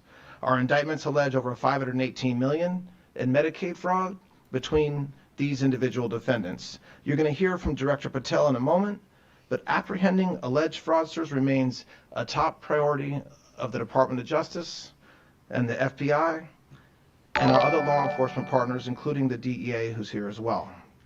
At last year's takedown, a year ago, we charged multiple individuals for allegedly running a $10.6 billion medical equipment scheme using stolen identities to make false Medicare claims. Today, I can announce that earlier this month, we apprehended 2 of those defendants extradited from Estonia. Separately, over the weekend, we conducted the foreign transfer to custody of a defendant who is allegedly connected to another $3.7 billion in intended loss. I want to thank our tireless federal, state, and local law enforcement agencies who work hard every day and participated in these whole-of-government operations. This is just the beginning. Fraudsters can no longer rip off American taxpayers. If you seek to harm or cheat Americans, we will find you, seize any assets, and prosecute you to the fullest extent of the law. Thank you very much. I'm going to turn it over now to Secretary Kennedy. Thank you. Thank you, Attorney General Blanche, and thank you to the White House Fraud Task Force, to Colin McDonald of the Justice Department, to Director Kash Patel of the FBI, to the HHS Office of Inspector General, Dr. Oz and the CMS team, and the investigators and law enforcement officers who brought these cases forward. President Trump directed this administration to confront healthcare fraud aggressively, and we are doing that. The 2026 National Healthcare Fraud Takedown uncovered $6.5 billion in alleged fraud, the second largest amount ever charged in a single healthcare fraud operation. The Department of Justice charged a record number of Medicaid fraud defendants. More than 440 defendants now face charges. This effort brought together federal agencies, state partners, and U.S. territories across the United States. 18 of the participating states, as Attorney General Blanche pointed out, were blue states with Democratic governors. Fraud does not recognize party lines, and neither does accountability.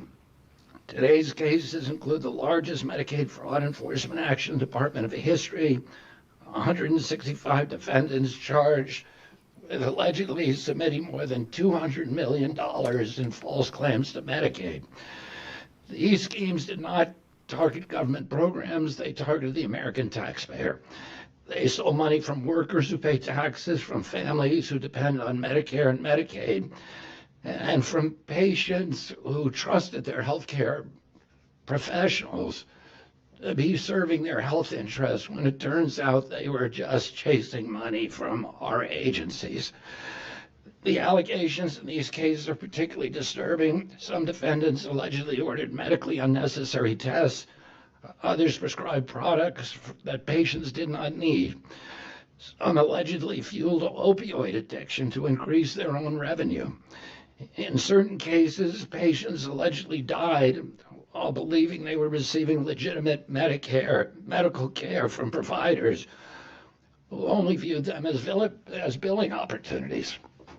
These defendants did not simply break the law, they violated the trust that patients place in medical professionals.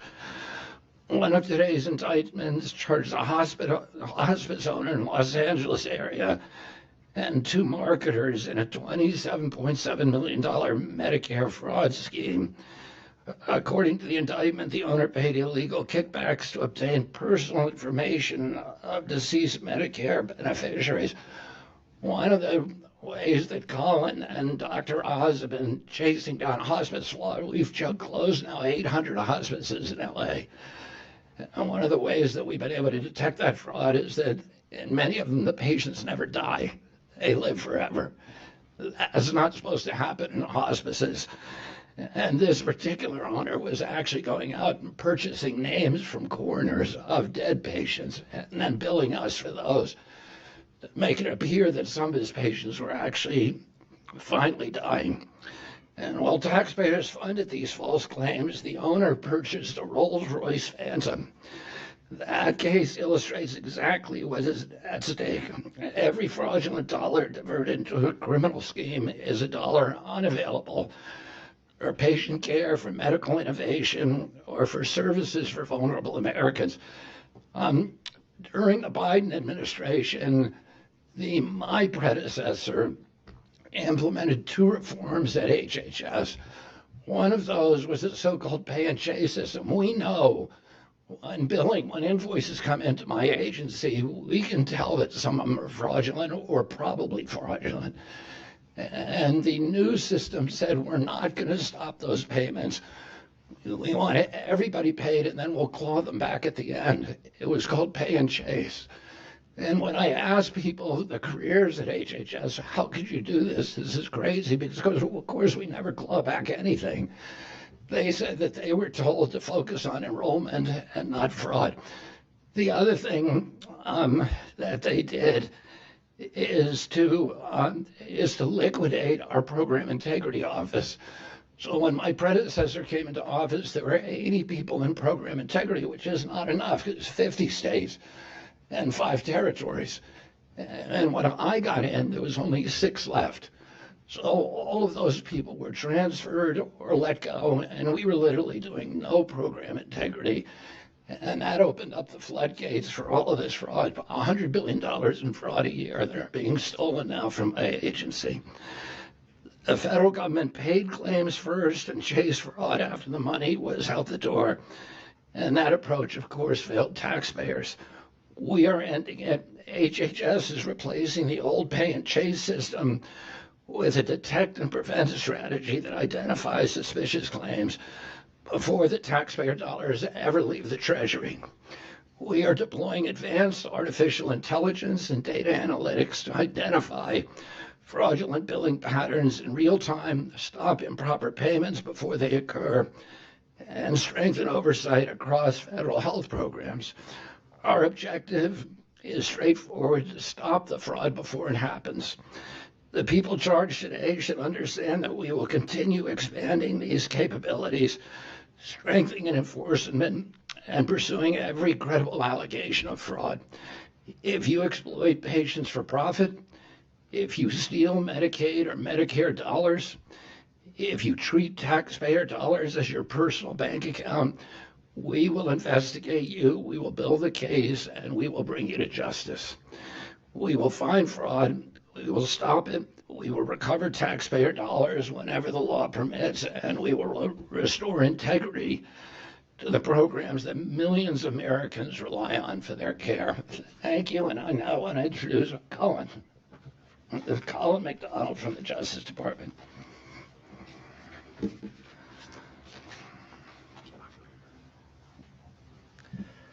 Thank you, Secretary Kennedy. Today's record healthcare fraud charges and arrests makes clear that there is no case too big, no scheme too complex, and no hiding place too remote for our fraud-fighting team. In just 14 days, 455 defendants have been charged across the country for schemes involving over $6.5 billion in fraud.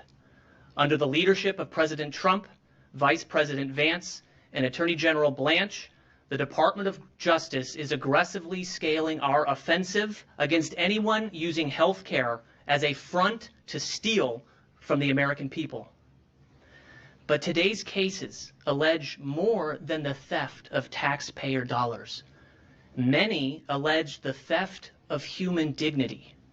Our sick, needy, and elderly, placing their faith in the gift of medicine, were neglected, ignored, and used for personal profit. For example, one defendant is charged with conspiring to submit approximately $89 million in false and fraudulent claims for cardiovascular tests. This defendant allegedly used marketing tactics designed to prey on fears that student athletes could die from sudden cardiac arrest. He then allegedly rubber-stamped test results as normal without reviewing them. Despite one patient's test results showing an enlarged heart, the defendant allegedly signed off on the test results within approximately 11 seconds of accessing the 63 test result images. As a result, the student was cleared to play, and he suffered sudden cardiac arrest and died on the basketball court just weeks later. That is why we cannot and will not tolerate fraud in healthcare. How are we going about targeting fraud in healthcare? We are following the data. Data talks, and data doesn't lie. It identifies where fraud is happening and unmasks the perpetrators driving it. For example, our data analytics team observed a dramatic spike in payments for allografts, from less than $1 billion in 2021 to over $14 billion just 4 years later. Our resulting investigations have led to criminal charges against 11 defendants across 6 districts for allograft fraud, including a company executive and 8 medical professionals. What happened here, to be clear, was not medicine. The defendants in these schemes purchased allografts for $30 to $75, inflated the price up to nearly 50 times that cost with the tab picked up by the taxpayers, and then secretly gave lucrative kickbacks for allografts applied. Marketers and nurses who took kickbacks targeted vulnerable hospice patients, making in many instances over $1 million per patient. These allograft fraud charges are the result of just one of our many data-driven initiatives. We are announcing today the first prosecution arising out of our Financial Intelligence Review Team, a cutting-edge effort to combine traditional data analytics with financial information. In less than 7 months, after identifying a suspicious behavioral health provider in Illinois, we brought charges against a defendant for a $67 million Medicaid fraud scheme. The defendant allegedly billed Medicaid for providing behavioral health services to patients who received no services and were actually even hospitalized at entirely separate health facilities at the time of the billings. Today is just the beginning of a new era of healthcare fraud enforcement. The Fraud Division's Healthcare Fraud Unit, which led today's nationwide takedown, is one of the best investments across the government, saving $106 for every dollar spent. And with the whole of government laser focused on rooting out fraud, under the leadership of the White House Task Force to Eliminate Fraud, we are rapidly enhancing our fraud-fighting capabilities. Today, we are announcing an agreement with the Centers for Medicare and Medicaid Services to obtain dedicated cloud computing space in the CMS's cloud environment to run real-time advanced analytical models to detect fraud. We are also announcing agreements with the Federal Trade Commission and Customs and Border Protection to eliminate data silos and enrich our algorithms. And we're coordinating with prosecutors, agents, and analysts from across state and federal government at a scale and scope that has never before existed until today. The era of getting rich off America's healthcare system is over. If you defraud the American people and put profit over patients, we will do everything we can to put you in prison. I'll now turn the podium over to a critical partner in our fight against fraud, Director Kash Patel.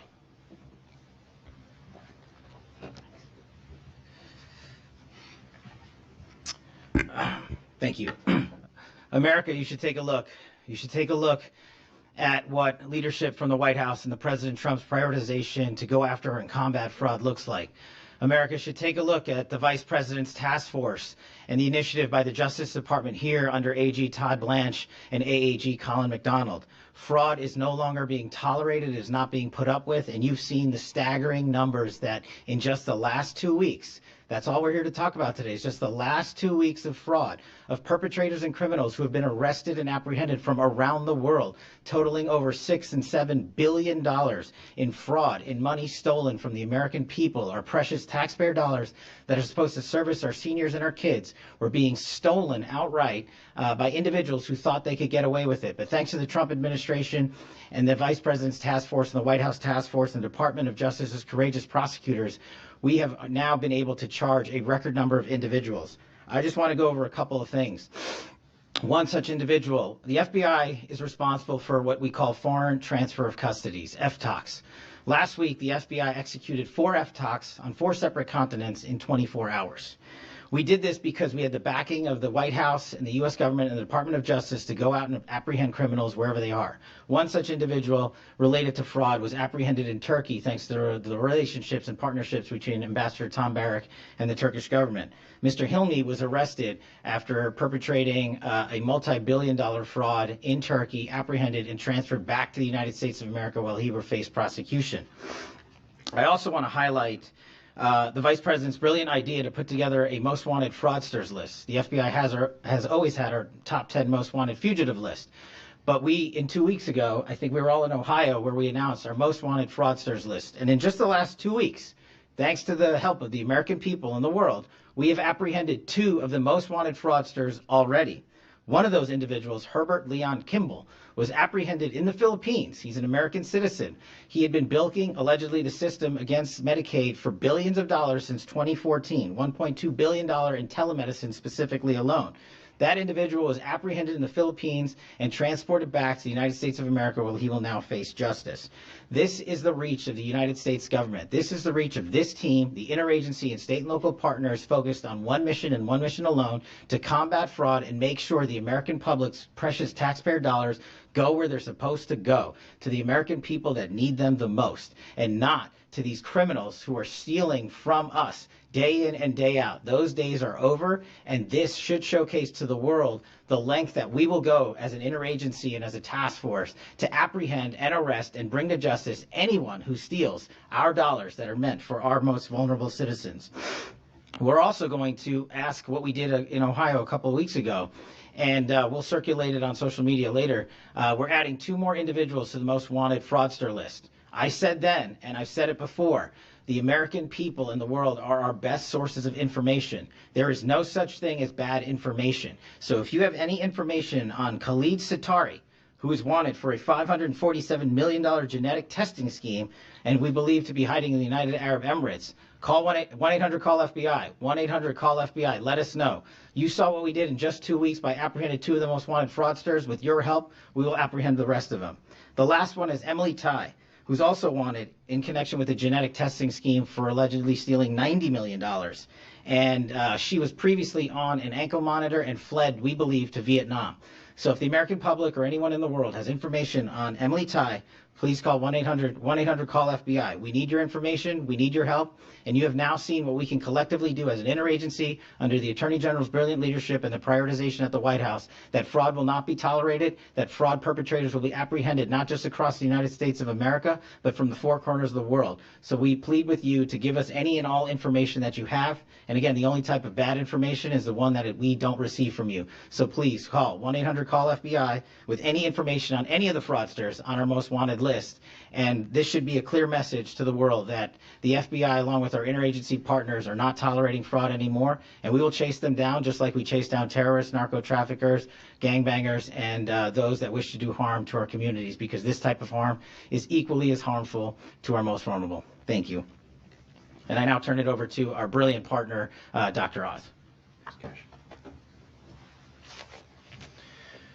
I'm going to put my doctor's hat on here. There's two issues that we have not gone into in detail, but they've been mentioned by many. The first is affordability.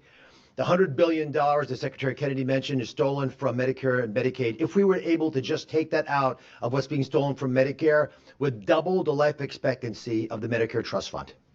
It massively changes what people pay when we tolerate this kind of fraud. The second big message, again, is that costs matter. They matter a lot.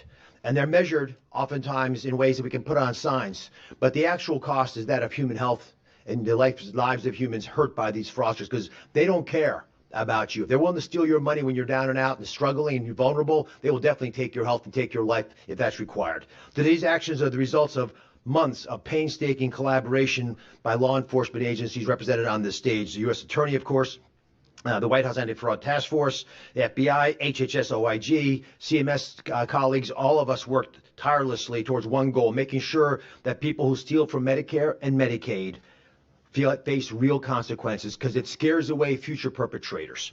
As Secretary Kennedy mentioned, the general approach has been slow, meandering, and non-consequential for fraudsters, which is why after COVID they rushed into this space. CMS's role in this partnership has fundamentally changed because of the nature of the fraudsters. We now use techniques that historically were never thought of. Instead of just flagging problems, we build cases.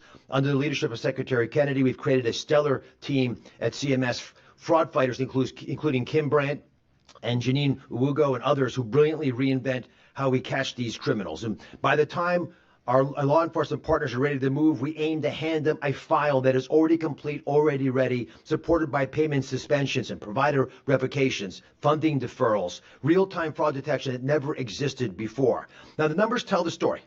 I'm going to give you two really important ones. The first is, in the first quarter of last year, we revoked billing privileges for fraudsters of 1,006 providers. Pretty good result, we thought, at the time. This same period this year, the first quarter, we made 1,400 revocations. That's a 40% increase over last year. So 40% more revocations. We also have payment suspensions where we just don't pay the bill because we don't think it's legitimate. This is impressive. The first half of this year, we made 1,000 Medicare payment suspensions. 1,000. That's a lot of people. Nearly 800, by the way, from one state, California.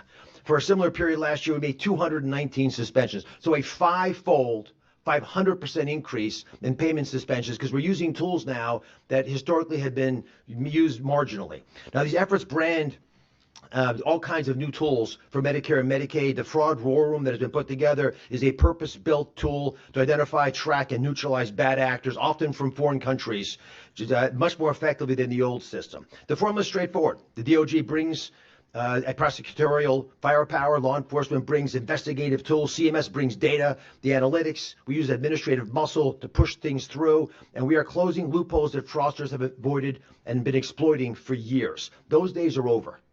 Fraudsters, your time is up. Now, speaking of fraudsters, I want to highlight an important case that drives home what everyone on this stage really feels deeply in our heart. Kim, if you can be, this is Kim Brandt that I mentioned earlier. Just bring that poster of the young man up. This young man has been referred to already. His name is Caden Francis. I spoke to his mother last night. Kim, just bring it up if you don't mind. Looks like a pretty good athlete. This young man was involved in a scheme run by fraudsters, including doctors, a cardiovascular testing company whose medical director approved EKGs and echocardiograms, as was mentioned earlier by Colin, in as little as 11 seconds. That was this kid's case. The EKG was taken. His parents were told he was fine. The doctor, we believe, from the moment he got the image to said it was fine was 11 seconds. The parents who had been marketed to, claiming that their kid might be at risk, were therefore told the kid was fine, when in fact nothing had been done. The October EKG was read as normal. The kid was dead a month later. Now, I talked to the mom, of course, still in pain. The family was told the tests were normal. Unfortunately, and despite all these internal communications that we revealed, which acknowledged by the company that they knew these were not normal tests and they had done something terribly wrong, they kept doing it. So that kid was hurt irreparably, passed away because nothing was done about these fraudsters, and they went right after it. Their company billed over $90 million while a child was buried by their family. No remorse whatsoever. Kane's mother wanted me to give you a quote. I'm going to read it exactly as she gave it to me. The doctor is as bad as any greedy criminal who is killing people in the streets. I hope he rots in jail so no one else is hurt, but my son will never come back to me. That's the real human costs that we were speaking of on the stage. Julian, the mother, shared the autopsy and revealed that her son's heart was 2.5 times. Thank you, Faith Walker. Dennis are a true hero, a true American, not hero. Dennis are a true American patriot. If I am ever in your area again, I will be honored to buy you coffee and shake your hand. We got to feed the algorithm so we can maintain that steady stream. Liberal, anti-American tears. God bless you and yours. Thank you so much, Faith Walker. I appreciate that. Much love to you and your family as well. Normal. Instead of being this big, I'm a heart surgeon. That's a normal size heart, the size of your fist, 2.5 times larger than that. There is no way you could miss that, except they didn't care. That's why mom wants them to rot in hell. This is not a diagnostic company. It's a predatory scheme dressed up in medical clothing, and we're going to treat it as such.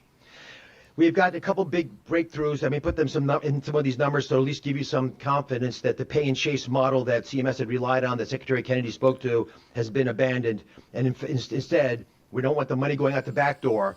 We want the fraud detected as soon as it happens, and we can stop it that way. In original Medicare so far, in the year of 2025, we've done a remarkable job.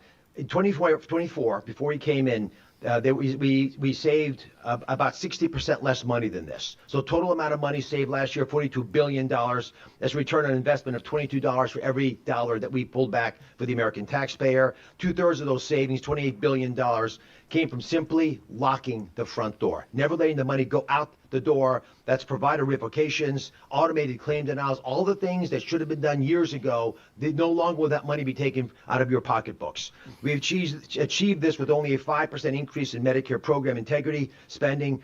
This is the best way for us to spend your tax dollars wisely. The Medicaid side is more difficult because states run Medicaid, but we've been on that as well. Savings reached $4 billion last year. That's a 165 increase over the prior year, and that we did that actually by spending 7% less money. So we spent less money, brought in more fraudsters, saved you a lot more money. These results don't happen by accident. They reflect a deliberate strategic shift in how CMS operates, and they show what's possible when agencies stop working in silos and start working as partners, like the White House Anti-Fraud Task Force has been able to achieve. Jetson Leader Lewis, Jake Foster, OIG Leader March Bell, Rebecca Yuan. There's lots of other people in the room right now who deserve a lot of credit. All of us agree with the President and the Vice President that the best prescription for a fraudster is prosecution. The era of champagne on private jets is over. No longer will champagne and private jets be paid for by the American taxpayer. Andrew Ferguson leads that White House Anti-Fraud Task Force together with Colin McDonald, the Vice President. I asked him to come up and say a few words. Thank you, Dr. Oz. The President said he wanted a whole-of-government approach to combating healthcare fraud and fraud across all our benefits programs, and this is the result. Every major leader in this space from the federal government is standing up here, and all have contributed in critically important ways to this effort. Investigators, prosecutors, healthcare specialists, the leadership at HHS and at CMS have made today possible. I also want to thank Jake Foster and his team, Justin Woodward and Rebecca Uya at DOJ at the healthcare fraud unit that has broken records with today's effort, not just in their own prosecutions, but in harnessing the power of the U.S. attorneys and state attorneys general to make today possible. The Vice President has always said we have to take a two-pronged approach to this. We have to stop the money from getting out of the agencies. Administrator Oz and Secretary Kennedy have talked about that, and then we have to impose consequences on people that have defrauded the American government. And we've been saying that we're doing this to save these programs from the fraud that is bleeding them dry, that will make them unavailable in the future for future generations, to protect the investment, the trillions of dollars of investment that every American taxpayer makes every single year to help their friends, their neighbors, and strangers in times of need. But I also, like Dr. Oz, I want to talk about the real human toll of this for a minute. I want to talk about skin substitutes or allografts. 5 years ago, Medicare was paying out less than $1 billion every year in allografts and skin substitutes. By 2025, almost $15 billion. These programs were riddled with fraud. And yes, that's a problem because it takes money out of all of our pockets and puts it into the hands of the worst people on the planet. But this doesn't just affect all of us. These frauds affect individual American citizens in horrifying ways. We saw this, for example, in Minnesota, where a program designed to protect veterans from homelessness was so attacked by fraudsters, they had to shut the thing down because they couldn't afford it anymore. I want to talk about a particular case that the department has indicted today out of the District of Nevada, where a nurse practitioner is accused of having bilked Medicaid for almost $1 billion in skin substitute allografts. But this isn't just filing fake claims and trying to take money out of our pockets.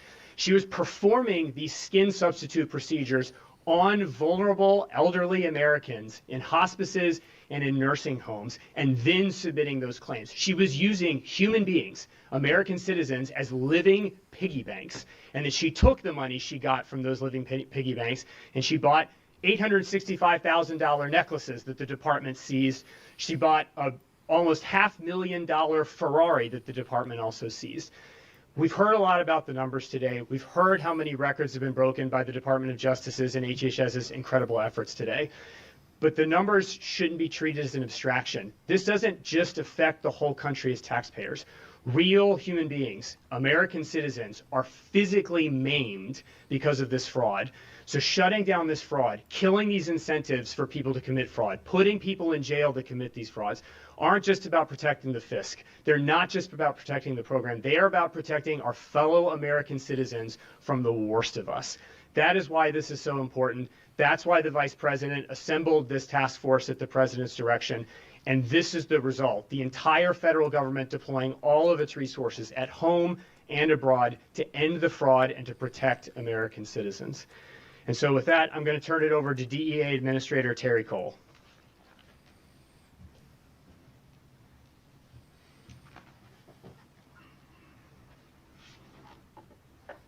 Thank you, and Mr. Attorney General, good morning, sir. We stand here today united to share the commitment to protect Americans and save American lives. It's been said, but bears repeating, healthcare fraud is not just a financial crime.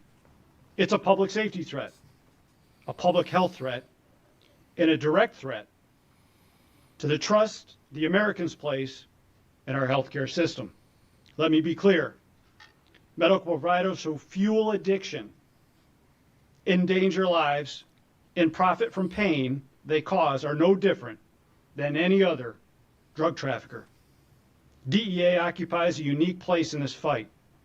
We sit at the intersection of healthcare, regulation, and law enforcement.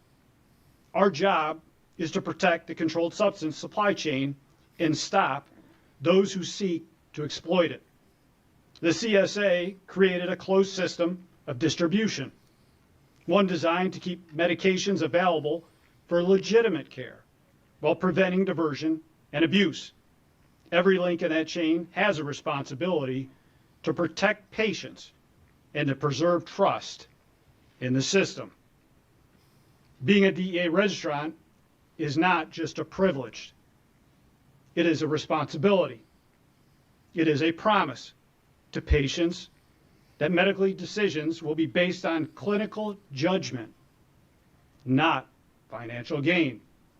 While the vast majority of healthcare professionals honor that promise, criminals have found ways to exploit the system for personal gain. As both a law enforcement and regulatory agency, DEA sees things others don't. We connect the dots between drug diversion, fraud, and criminal activity. And when we find those abusing positions of trust, we act. We use every authority available, criminal, civil, and administrative, to protect patients and preserve trust in our nation's healthcare system. In this takedown alone, DEA developed 18 criminal and civil cases in coordination with U.S. attorneys' offices and issued a record 928 administrative actions to prevent future harm. This includes 205 orders to show cause, 53 immediate suspensions, and 642 surrenders for cause. In one case we worked with our partners, we uncovered $36 million in Medicaid fraud, resulting in the seizure of $15 million in U.S. currency, 6 aircrafts from a single physician. In another case, we identified a pillar of a pill mill, clinics operating, that were issuing more than 2 million oxycodone prescriptions and over 900,000 hydrocodone prescriptions. Each scheme chips away at the safeguards put into place to ensure every patient gets the medication they need safely and lawfully. Americans should never have to wonder whether a prescription was written because it was needed or because someone saw an opportunity to profit. Our message to any medical provider who abuses that trust is simple. If you choose personal greed over professional responsibility, DEA will hold you accountable. DEA has been entrusted to save American lives. We will not stand idle while criminals exploit patients, abuse positions of trust, and put profit over people. Thank you. And now I'd like to welcome HSI Matt Mulholland. Thanks, sir.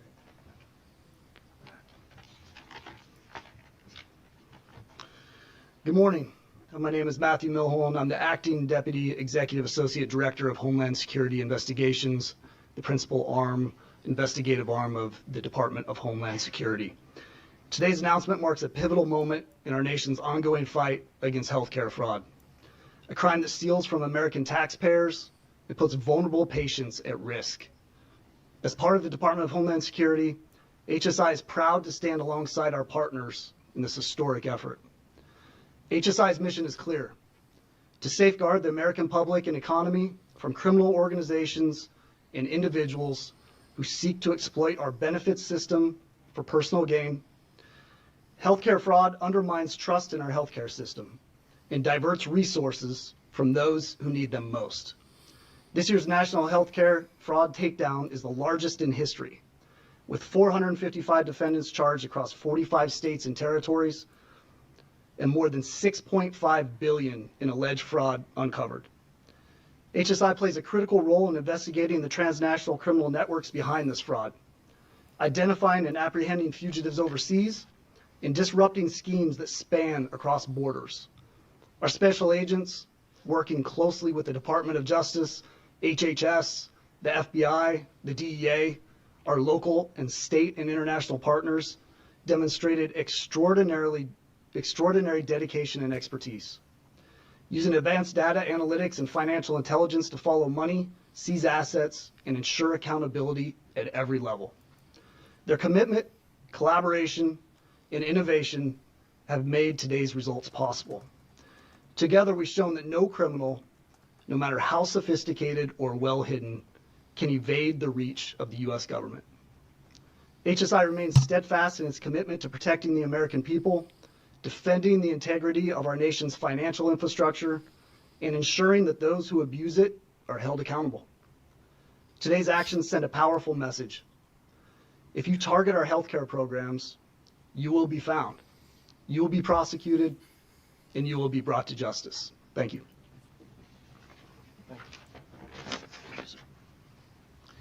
All right, thanks everybody. We'll take a couple questions on what we're here for today. If you want to hear from somebody in particular on stage, just feel free to lead with that. Any questions? Alex? Yeah, last year's announcement, it was $14.6 billion of intended fraud loss. This year, he said 6.5 billion. I'm wondering, can you explain the discrepancy there? Is this as a result of fewer prosecutions, less money, or is this, Dr. Oz mentioned the idea that you guys are catching this before the money goes out the door? Is that having an impact? Yeah, look, I think it's a combination of everything you just said. It's a combination. There were a couple cases last year that made that number that high, and so we said this year we have been doing an extraordinary amount of work. And when I say we, I'm not saying the Department of Justice. I'm saying everybody on this stage and the folks in the back. And part of that work includes turning off the spigot. That's right. And so it includes more detection early on that stops the claims from even going anywhere near a payment being issued. And that's part of the reason. And so, yeah, we had a great year last year, too, when it comes to combating fraud. If you are an American taxpayer, you should be extraordinarily happy with what you see on the stage right now. Not only because of what we're talking about today, but because of what we were talking about a year ago when we had a similar day. And I expect that you're going to hear more from us over the next several months, because this, for the first time, at least in modern history, everybody is working together. When we talked about state AGs, we're talking about Republicans, Democrats, we're talking about New York, we're talking about Florida. This is a chronic problem that was actually hurting so many people, not only financially, but thievery, but also hurting, like you heard today, the stories. So look, I think we had a great year last year, right? A phenomenal year this year, and I expect there'll be more happening over the next year, the rest of the year. And then just an off topic, if I could. No off topics. Next question. And we got a lot of people here for this reason. So we got a lot of people here for this reason. And they're giving up their time. So next question. Yes. He gets to ask his question on the topic that he chooses. We're not your spectators, so. Are states, with both Democratic and Republican leaders, working with federal authorities to identify these cases or investigate and provide facts? I think, Colin, you want to handle that? Yes, thank you for the question. And just to clarify, last year, which was a great result by our department, there were 324 defendants that were charged in last year's takedown. Today, 455 in the last 14 days have been charged with fraud offenses. And to your question about the state participation, we have last year, I believe there were 13 states that participated with us in our takedown. And this year we are in the high 40s of those who have come to the table to add their resources to come work with us, because this truly is a national problem that demands a national response. And that's really driven by the White House Fraud Task Force, which is bringing everybody together to say, hey, if we don't solve it, no one will. And folks are coming to the table to ensure that we do this work against the fraudsters better than we've ever done it before. In the case involving the basketball player who died, and I know Dr. Oz, you were highlighting that, was that resolved and solved through sort of old-fashioned law enforcement work, or were there techniques and tools that the Justice Department or other agencies employed that resulted in that $89 million fraud being detected? There was boots on the ground. The individuals went, they got the records, they could tell how many seconds transpired between when the actual EKG was sent to the doctor in question and when the readout was delivered, so saying that it was normal. And again, I'll speak as a heart physician. There's no way you could miss this diagnosis. This child's heart on autopsy was massive. And if it's 2.5 times bigger than your fist, it looks like that. And then the child had echocardiogram and EKG, also had Dopplers of his carotids and groins. And this doctor was practicing in multiple states, which is one of the things doctors do to hide their path. They can sneak around. And the mom is in Florida. And it's really tragic. And I just want to highlight, this is a dead child is a dead child. Red state, blue state, it doesn't matter. And that's why I think so many states are participating, because Medicaid is a program that is run by the states, and having them all on board, I think, is a reinforcing element to the White House Anti-Fraud Task Force. Are you getting cooperation from the healthcare corporations in terms of detecting this fraud? What's your relationship with the healthcare corporations? Are these one-offs that are just individuals that are kind of, sneaking through the getting around the controls, or are the companies helping to detect this fraud? That's a good question. Who's the best to answer that? Colin? Yes, we have great working relationships with healthcare corporations who are required to be alert to instances of fraud across their programs. And we collaborate with them to make sure that we can illuminate fraudsters across the healthcare portfolio. And we encourage every healthcare corporation to come work with us to root out those who are seeking to defraud the American people by exploiting our healthcare programs. Mr. Attorney General, will you take one off-topic question? No. You got to take an off-topic. Any other questions? Sir? All right. Thanks, everybody, for coming. We appreciate it. Thank you very much.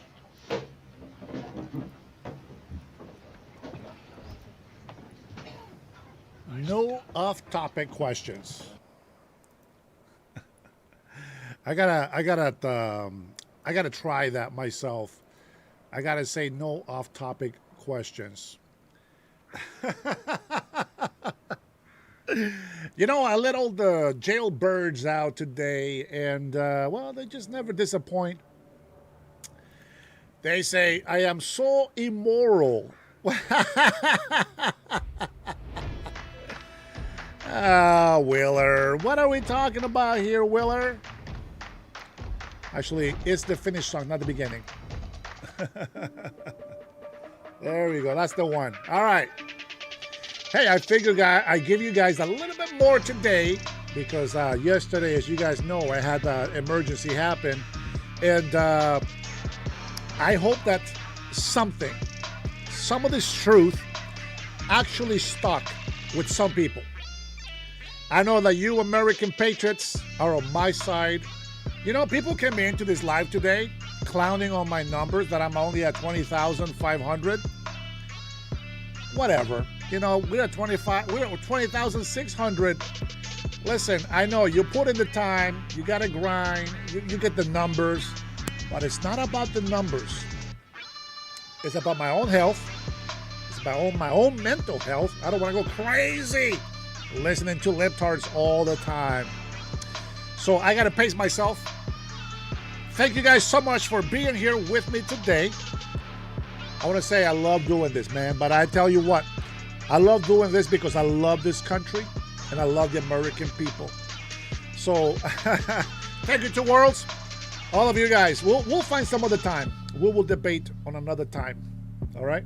So for now, I'll just say, hey, man, you gotta, number one, you gotta know how to talk to me. I do appreciate the small little, you know, EBT super chats, whatever the little cash is that you got on your EBT. But you gotta know how to ask. And if you're just gonna call me a liar, well, then what's the point? You already believe I'm a liar. You already got your answers. With that being said, hey, thank you guys so much for being here with me.